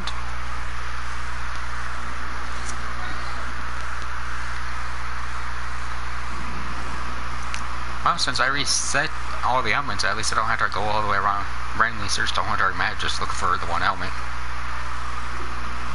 It's on one of the bosses again, so that means I just gotta go and kick his butt.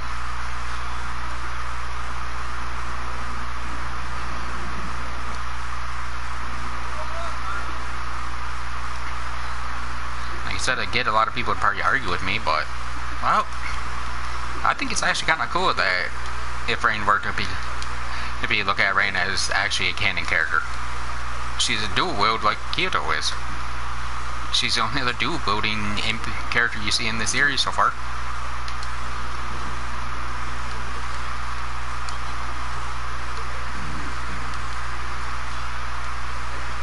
So it does literally add in that whole effect. You have actually a character who can fight at Kyoto's speed, let alone his strength.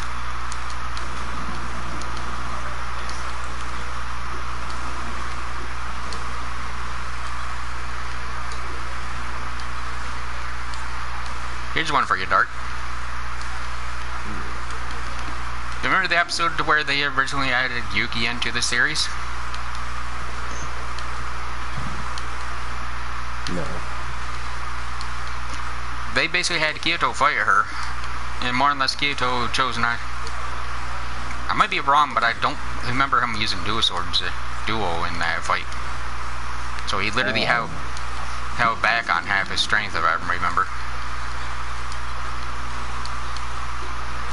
I'd love to see an enemy who could actually fight at full strength without holding back. And these games also give you a rival who you gotta fight against. Like actually, they probably won't allow me to actually allow you to watch it since it's on YouTube. But like, they actually had the finishing blow for the dude that you actually had to fight in this. And it's basically a one-handed Kyoto, or technically supposed to...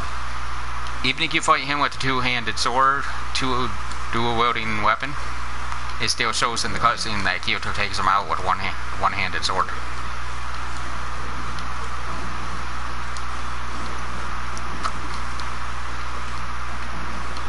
So it actually does have...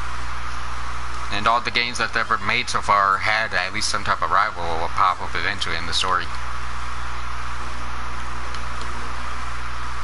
The first game with 7 popping up, she had a bodyguard that followed her around that used Kitana. That fight was a pain in my rear. And yet you don't even have to beat them all the way down to 0 HP. That's the funnier part. That's just how much of a pain in the ass he is.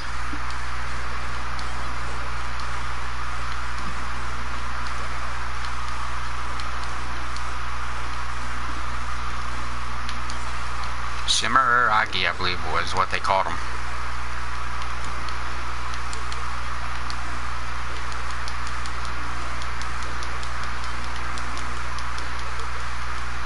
And you know who makes the games, don't you? No. Bandai Namco.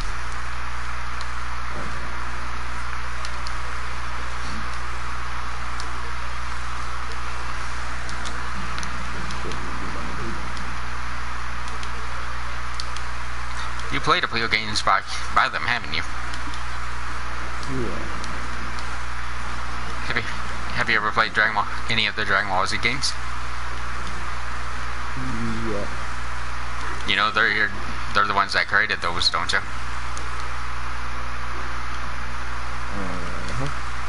Oh. But they didn't create all of them, but they basically more or less are the creators of all the better ones. Like even Xenoverse 2, if you played it, they're the ones that created it.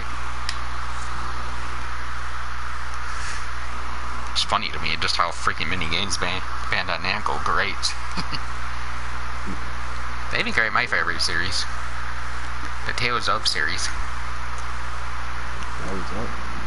Tales of Symphonia, Tales of Abyss, anything with Tales of in the title.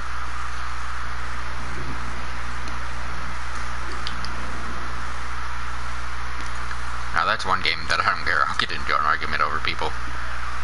If I ever find someone trying to tell me that freaking the character I'm in control better than the dude that draws out the Tales characters, I don't care who you are. You're arguing with the freaking world right there. The Tales of series games have always been. I don't know if there still are, because I guess it's Apprentice that took it over. But on the original game, Tales of Symphonia, if you read on the back of it, it would literally say the world-renowned Kasuke Fujibayashi is the one that drawn out the characters. He's the one that made the story as well. And that freaking drawing, as far as I'm concerned, what he's able to do in that shit makes literally even DBZ's fighting looking crap. Like, I don't know if you can still find it on YouTube, but one day go out your way and look up Kratos versus Sheena. You would literally see, like, you would pretty much literally see about what Trunks did to Frieza, but times 10. Like, that's almost a non-stop freaking scene right there of literally just a single fight. When he goes to show you, like if that dude wanted to show you, like, how powerful a character is compared to another character, he does a flat-out freaking serious kick-ass job at it.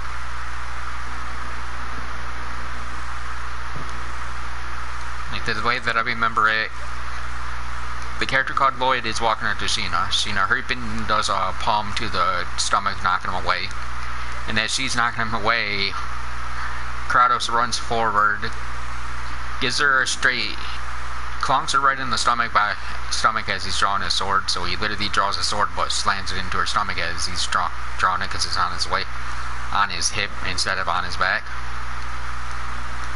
And then as that's going on, Hurricane does a spinning kick, like a jump spin kick, knocks her down. Hurricane does like a flip backwards to try to get back in position to where she's all right. He's already gotten a spell ready, considering the series goes more by spells, like calling down lightning or something like that. He already has the ability to call down lightning. Right, never mind. Right, I'm already messing it up. The part that I'm messing up at is when he draws a sword, when he runs to her and draws a sword, he clonks her away with that, and that's what makes her do the backflip. And what actually happens is, like I said, she jumps back and she basically gets ready to do something. He's already ready with like a spell about to blast her. He hits the spell, and as she's basically sitting there trying to defend against the spell, he runs over there and does the spinning kick that knocks her down to the ground, and then he draws a sword and puts her right at her throat. Like, that whole entire thing is one single freaking scene. One motion.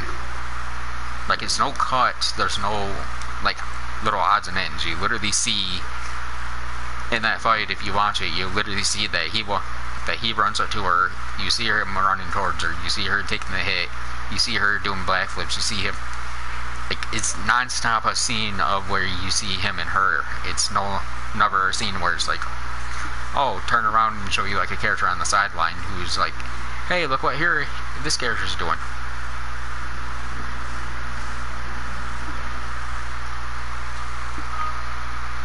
Like, it don't ever have him cutting her up, but honestly, in my own opinion, compared to that versus what Trunks did to Frieza, character armor could have done that Trunks little thing way better.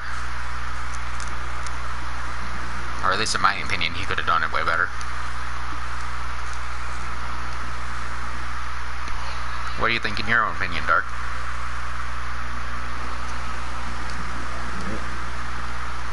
If you go from the whole idea of what I was just telling you about to where it was pretty much a one solid scene of that dude pretty much getting like 3 to 4 hits on her without even trying, versus Trunks literally just caught Frieza up a few times and Frieza ain't even doing nothing about it.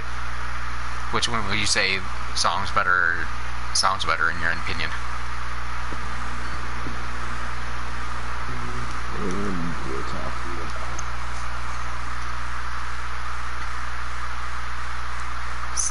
Like I said, look it up yourself. They even have a fight to where Zelos and Regal Brian are fighting each other, and Regal has his hands in handcuffs. It's still a freaking nuts, nut looking fight. Like, that dude put, like, when basically anything, when you can find literally that it talks about him itself saying that he's a world-renowned artist, you know he's putting some type of ridiculous detail into it.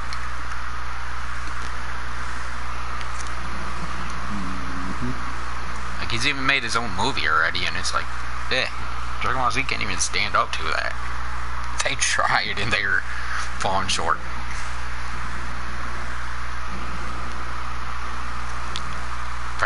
I always forget what they call the movie.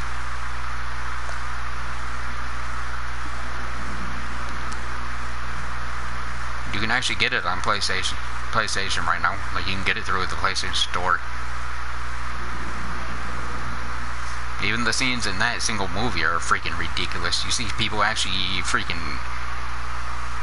Like, it's a whole entire movie that was drawn out, and you can literally see, like, just how much painstaking work that they did just to make the movie look like it could actually be happening.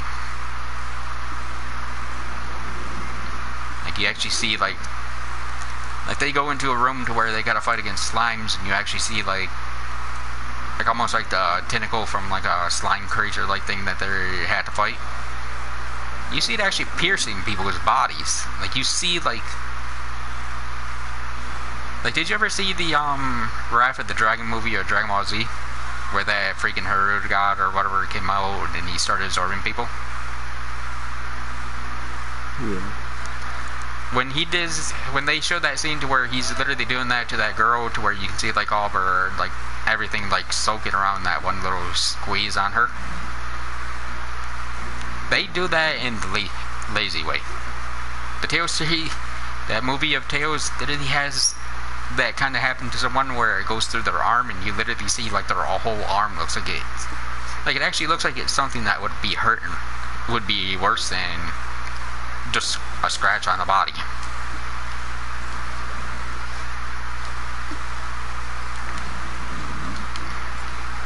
Like, when I go back and watch Haruda God and he's doing all that stuff where he's supposed to be absorbing people, every time when I see that scene, I'm always like, oh wow, that looks like something that, like, the person received a scratch on their body.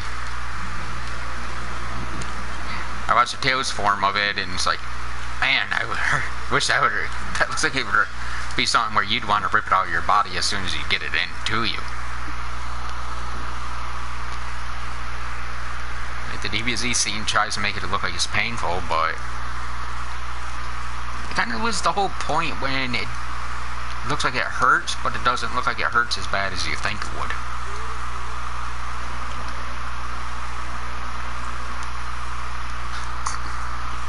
Like, you're supposed to be trying to show the emotion of the character, like how badly that whatever you're having happen to them is supposed to be showing how bad it hurts them. those two scenes together, eh. I'd rather get attacked by a Haruta guy than the freaking slime creature that they have Tails characters going up against. Like, that's just how much of a difference it looks.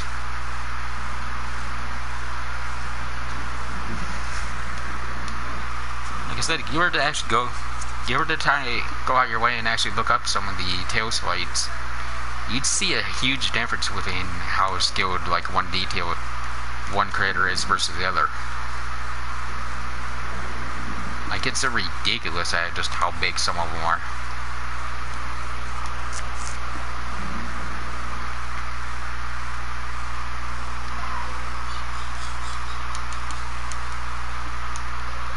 Most of the Tails stuff, actually, Dragon Ball Z is supposed to be one of a company that's more or less like he's making enough money to where he should be making stuff look about as good, if not better. Like I said, you can see points in his versus the other versus Kasuke Fujibayashi where it looks like you ain't really trying that hard to Kirtorama.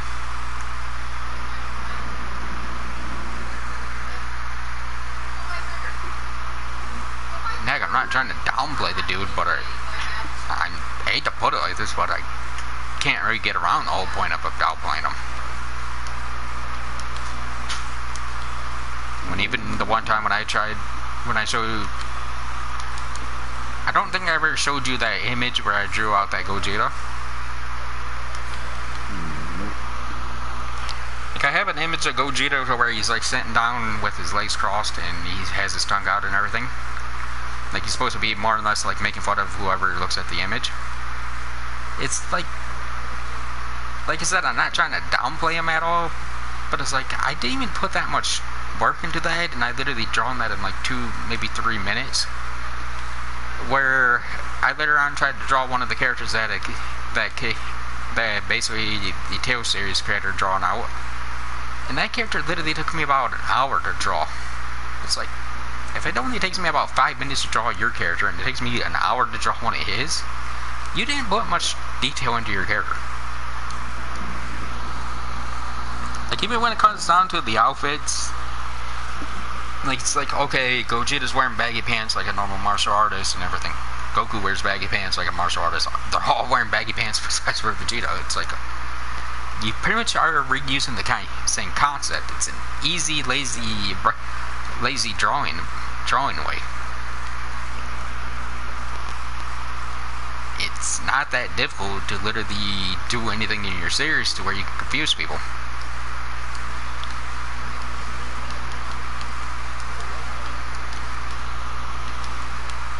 Like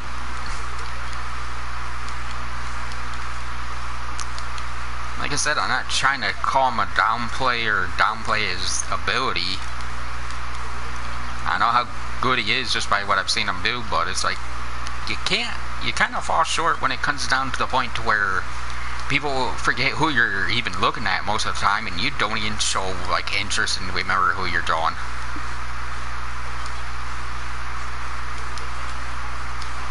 Like, I'm not gonna blame him for forgetting launch, for example. But I know you remember as well. Like, everyone remembers the time where Goku first went Super Saiyan. You know who I actually thought I was looking at when I first seen that scene?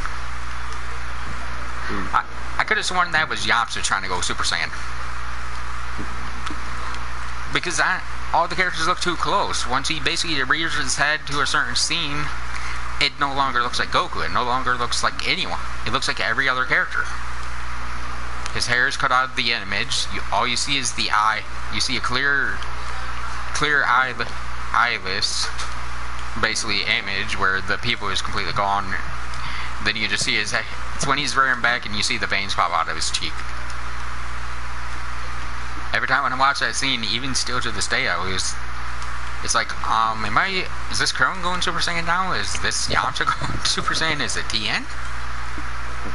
I'm back. Alright.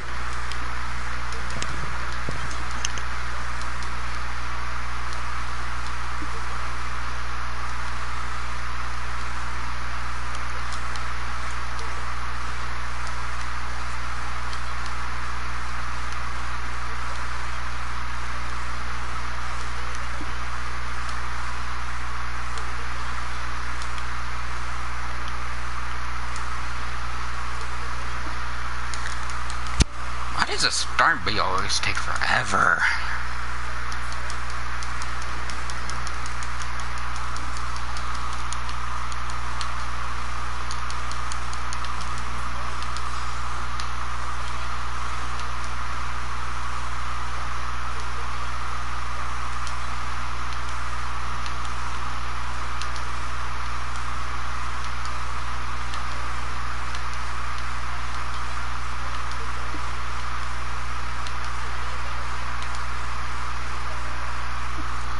Yay, there we go. About time it goes down.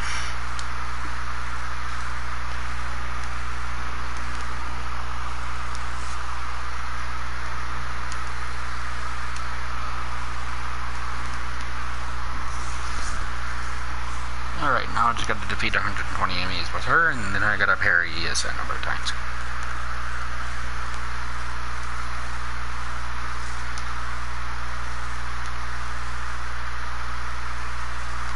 I'm going A-OK for the timer.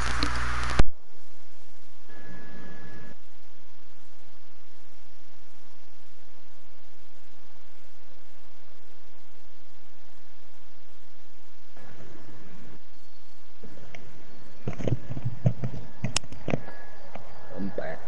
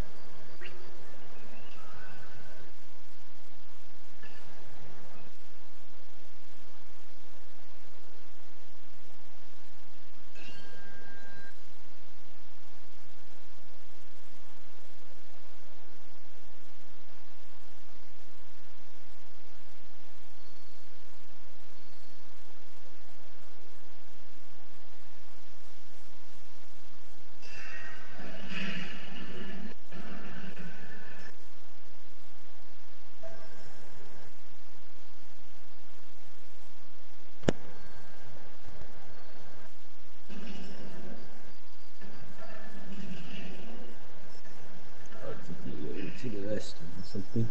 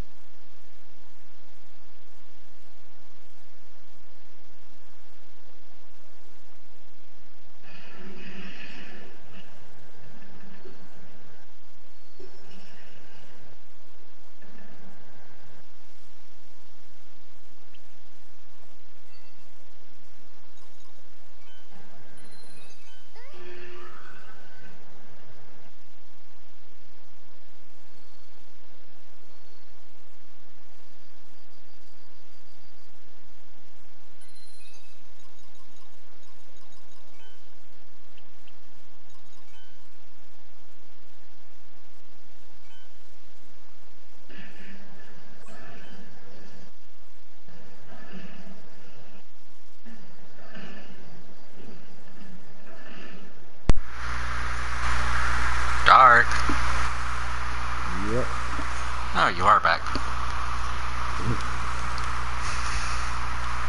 Didn't get it. Just had to go and grab a pop real quick. Especially considering now I gotta do the kind of annoying part about making one of these weapons.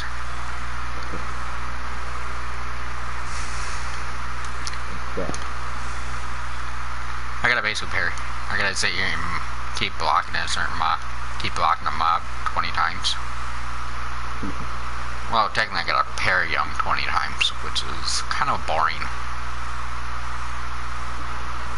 Luckily, like I said, both sword and katana are both done, so... Or at least, technically. Come on! There we go. Does that help when...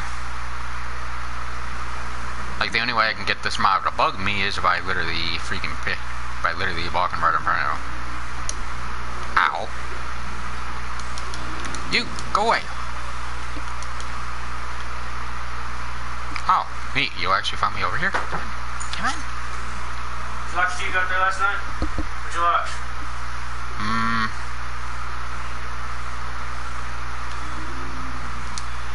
Wasn't good apparently, huh? I forgot what I was watching.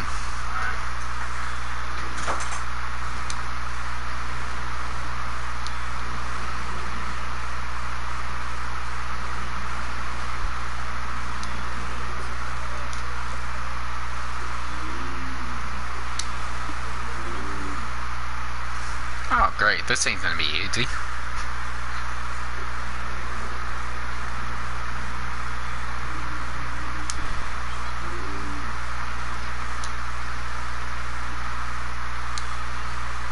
Without that parry. No, I'm getting the parries in pretty easy right now, but the problem is the mob that I chose killed. Oh boy. I would at least see respawns pretty quick. Yeah, man. I've already did 3 of them. Still got 20. Gotta do 20 of them.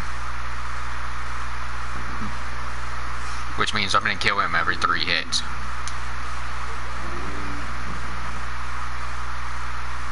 I was hoping I wouldn't kill him every 3 hits.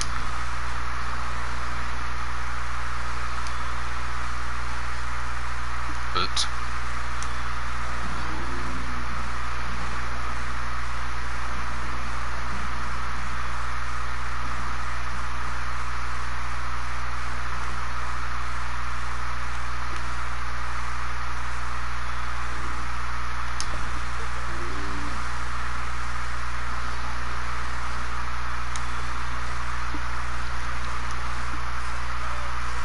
Look how I'm just standing in his attacks.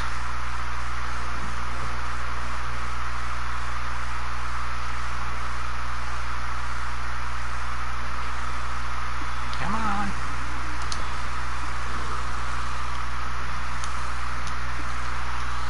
Okay, that's...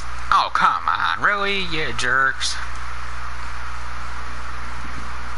I hate when games do this. Even though I got like 7... Even though I got like 5 or 6 off right there, they only counted 2 of them.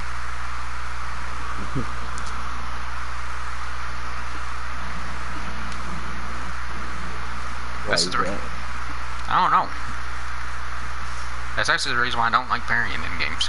Is that you randomly don't like if the game gives you a certain thing to where it's like, hey, counter this many times, and then they tell you to do a certain number of counters, they don't like counting them. It's kind of annoying.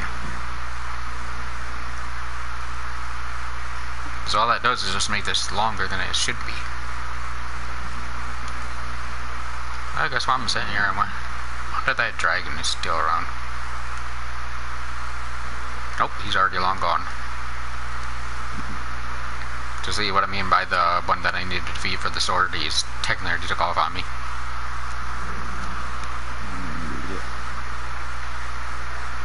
And like I said, even after I do this with the katana, after I get done with this round, and I go and look for the elements again, I'm going to have to redo it again with the sword. Come on, game, count that as a 1. Hey, don't ignore me, you stupid idiot.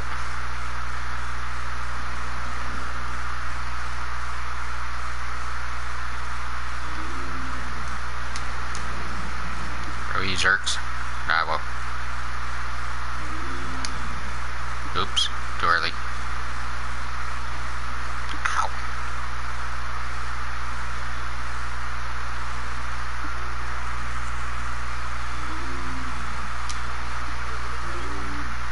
There's 2.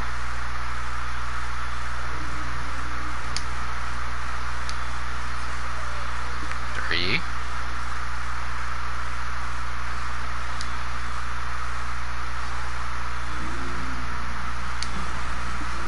4.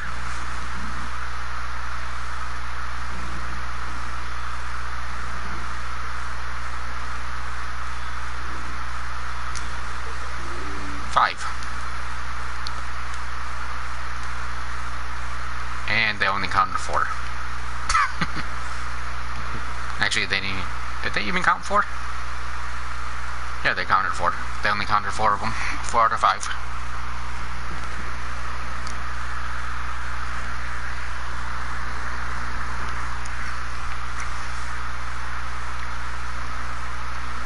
See? That's what I mean by I don't like how games don't count certain things.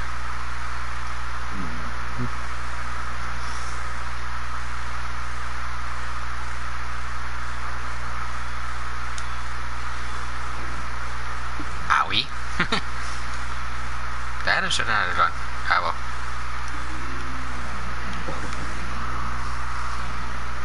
One of the enemy in the room with him is shooting lasers, and I was like, I'll try it.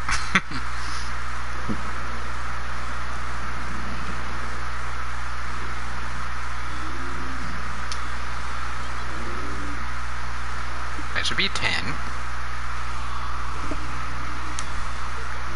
11.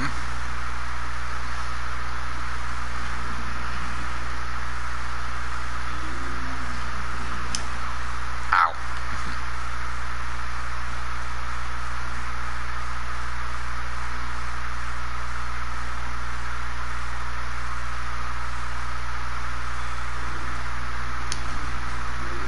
12.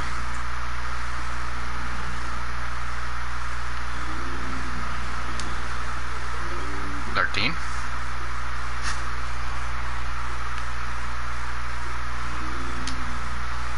2 early.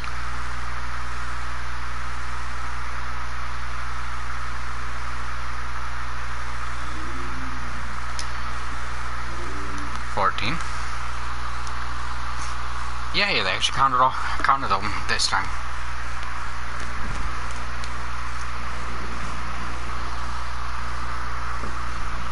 And is actually at the same exact number that I hit. I gotta wait for the slow butt to respawn. Ring around the rosy, pockets full of posies. I swear I'm a goof more often than not, even if I'm not trying to be.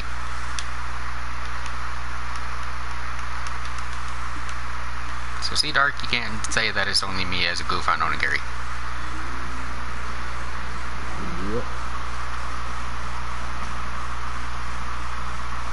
It just depends on my mood, like, since this is already boring enough, since I gotta sit here and just pretty much parry an enemy non-stop, it's not really that fun, so I'd rather mess around while waiting.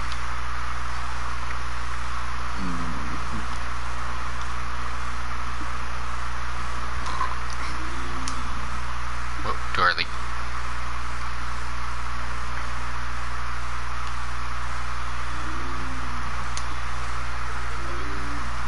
16. Ow.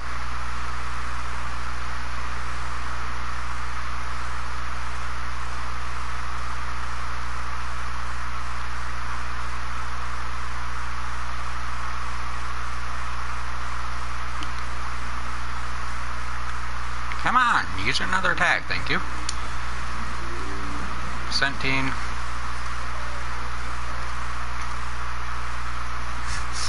I'm just running around like a goof. Should be 17. Wow, 18. Weird.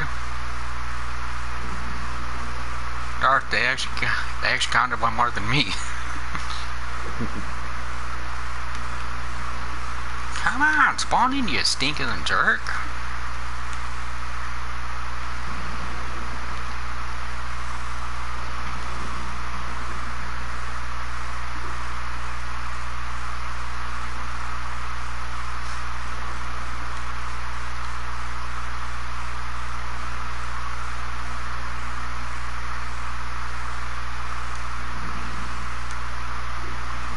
So you're never going to stop playing Onigiri until you basically get your foxtail and stuff.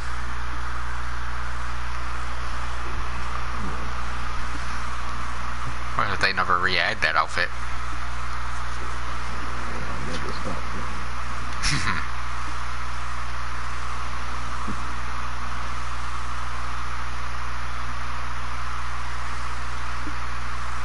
Well, I'm pretty sure you didn't stop playing sooner or later.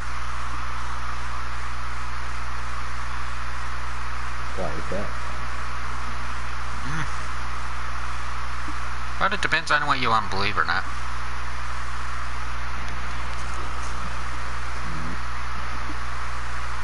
As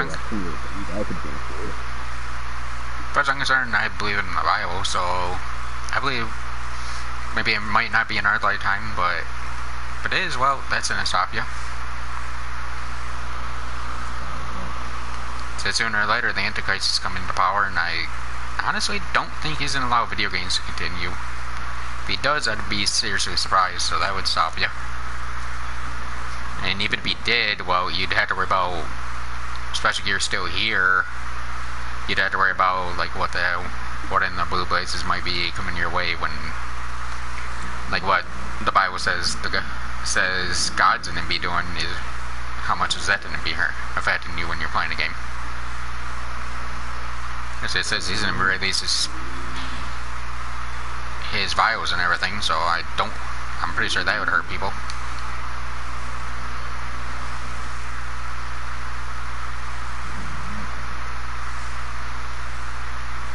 Like I said, that all depends on like how much you want to believe in the Bible and everything. I know a few people that say they don't, but yeah, there's so many things in there that it makes me way too much want to believe it. Especially when our scientists can't even freaking tell the truth about nothing anymore, which is just plain out funny.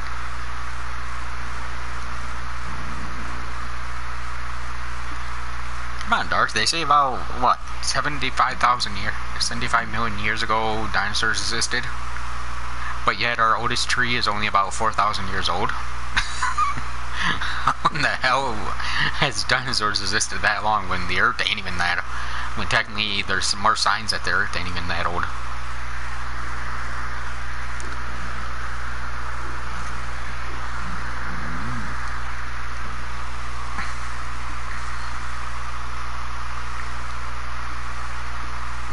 Maybe I might be wrong with this number, but I'd say we're only about in the 6,000s right now.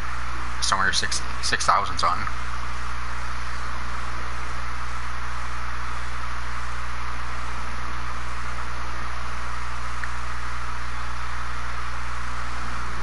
Because even most of the stuff that I watch on like different things, they say that Jesus was more or less alive around the 2 to 3,000 marker. And we're only about technically only about 1,000 years after him.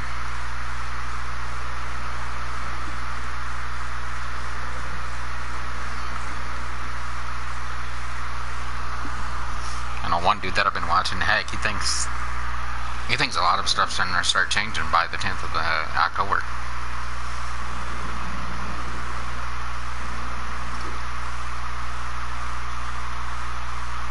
But even though I do believe in the Bible, well, one thing that I believe that the Lord did say to us is don't look for the day that is. Look for the day that he is coming, but do not sit there and literally just keep looking for his day. Enjoy your life as you are around, but try not to be caught on watching as well.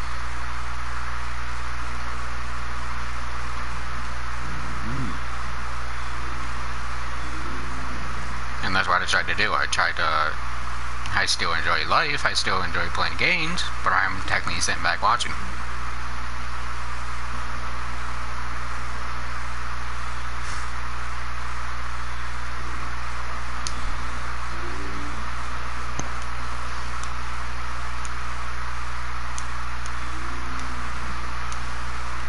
And that's one of my problems with how you find a lot of people try to act. People don't want to act like they are if you watch a lot of stuff, you notice that certain things are technically happening that the Bible does predict. But then you got people who are too denying.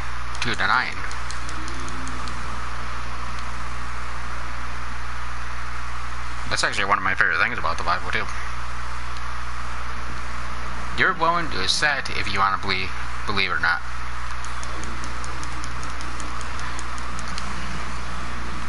But it basically says that but like the Bible does state, if you don't want to believe, then that's your ignorance. That's your stupidity. That's not someone else's.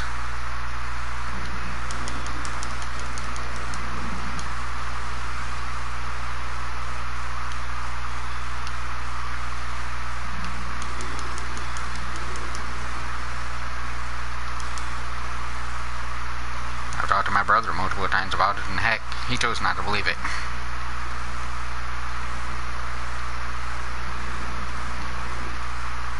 And all I'm trying to do is just follow the word of the Lord, what he says.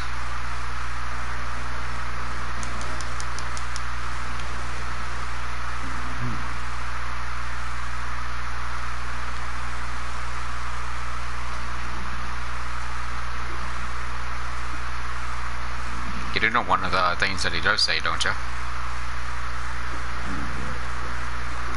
Talk to anyone who's willing to listen, talk to them and try to let them know.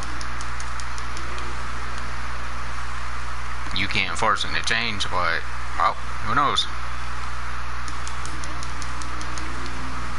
With me been talking to you about this right now, you could randomly choose to look it up yourself and realize, hey, maybe what I'm saying is right, maybe what I'm saying is wrong. It gives you the option to actually look at stuff a little bit more with an open mind. And that's how we're supposed to actually look at the world. We're supposed to look at it from an open mind, from what you truly believe, not what they believe, not what someone else wants to tell you.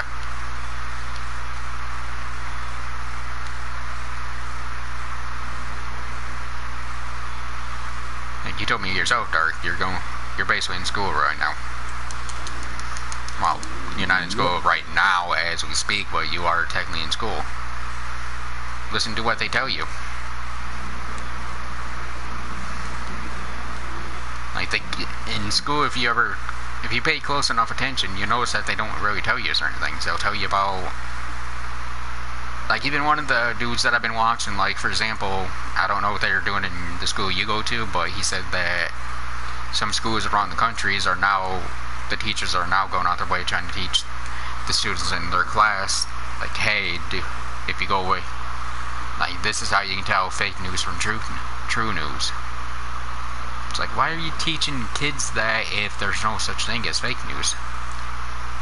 And he says it on his video himself. He's like, hey, the reason why why they do that is because, well, when it comes down to it, they're telling you fake news, where people who you can find on like YouTube or whatever, they're trying to get you to think they're the ones telling you fake news, but yet they're telling you the truth.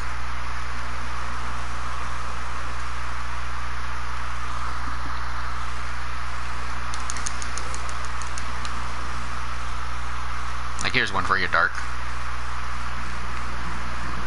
You know there's an ice cream, you know what there's an ice cream place called right now?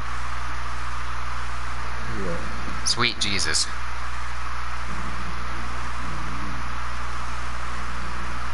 By that name, it sounds like it'd be something good, don't it?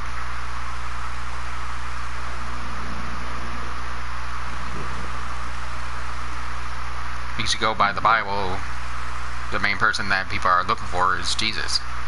So by using the name Jesus, you're basically be looking at it as something's good. But there's a problem in there.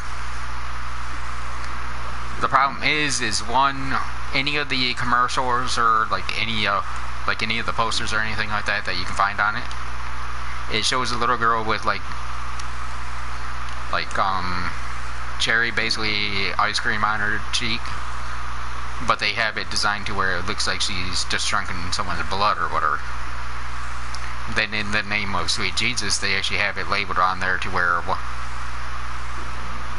in Jesus they actually have like one of the S's looking more like a lightning bolt, and they have one of the T's in sweet literally upside down, looking like an upside down cross.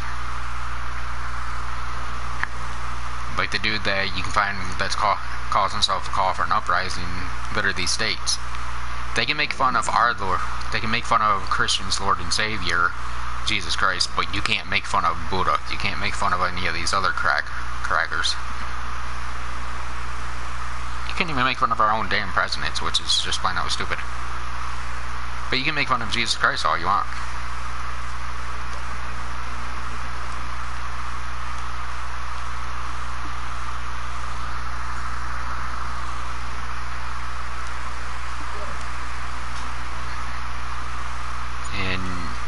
For me, looking around in this world, I actually see it to be true. You can't make fun of Buddhists. You can't make fun of all these other freaking people. It's a hate crime. And now they're trying to get into the point to where it's basically a hate crime if you don't like a certain way someone talks or whatever.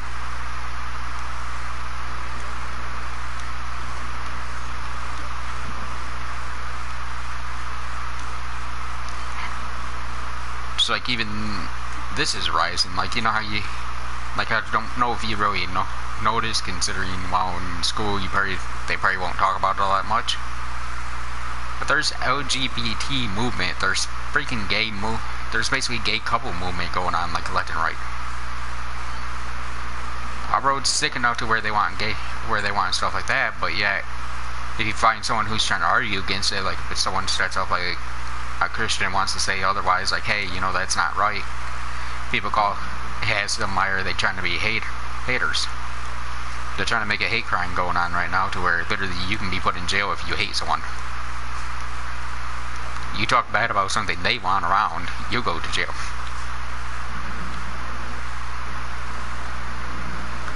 Doesn't sound right all that well, does it?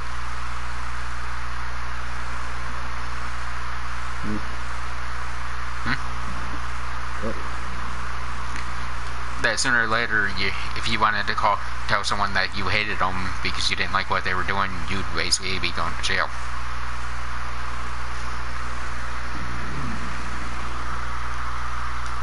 It's literally, like I said, that's what our world is slowly but surely turning into over time. As much as I'd love to say I'm joking around, I'm not. That's one of the reasons why I am looking towards what the Bible says a lot more. Because once you start seeing stuff like that, you start picking it up a lot more.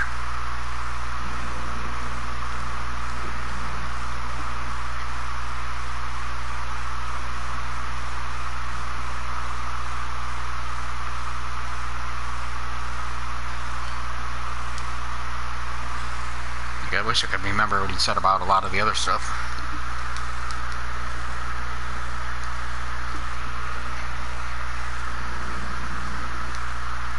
You know, he said something about one of the, like, the people that like to sing and everything.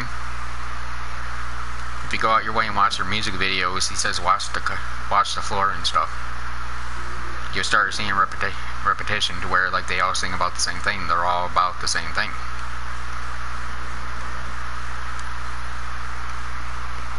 So I remember one thing that he was saying in one of the videos that he made. Like, I can't remember the darn rapper names or anything, but they're supposed to be like the big, tough, like bigger, tougher dudes that are like too manly to want to show their other side, basically.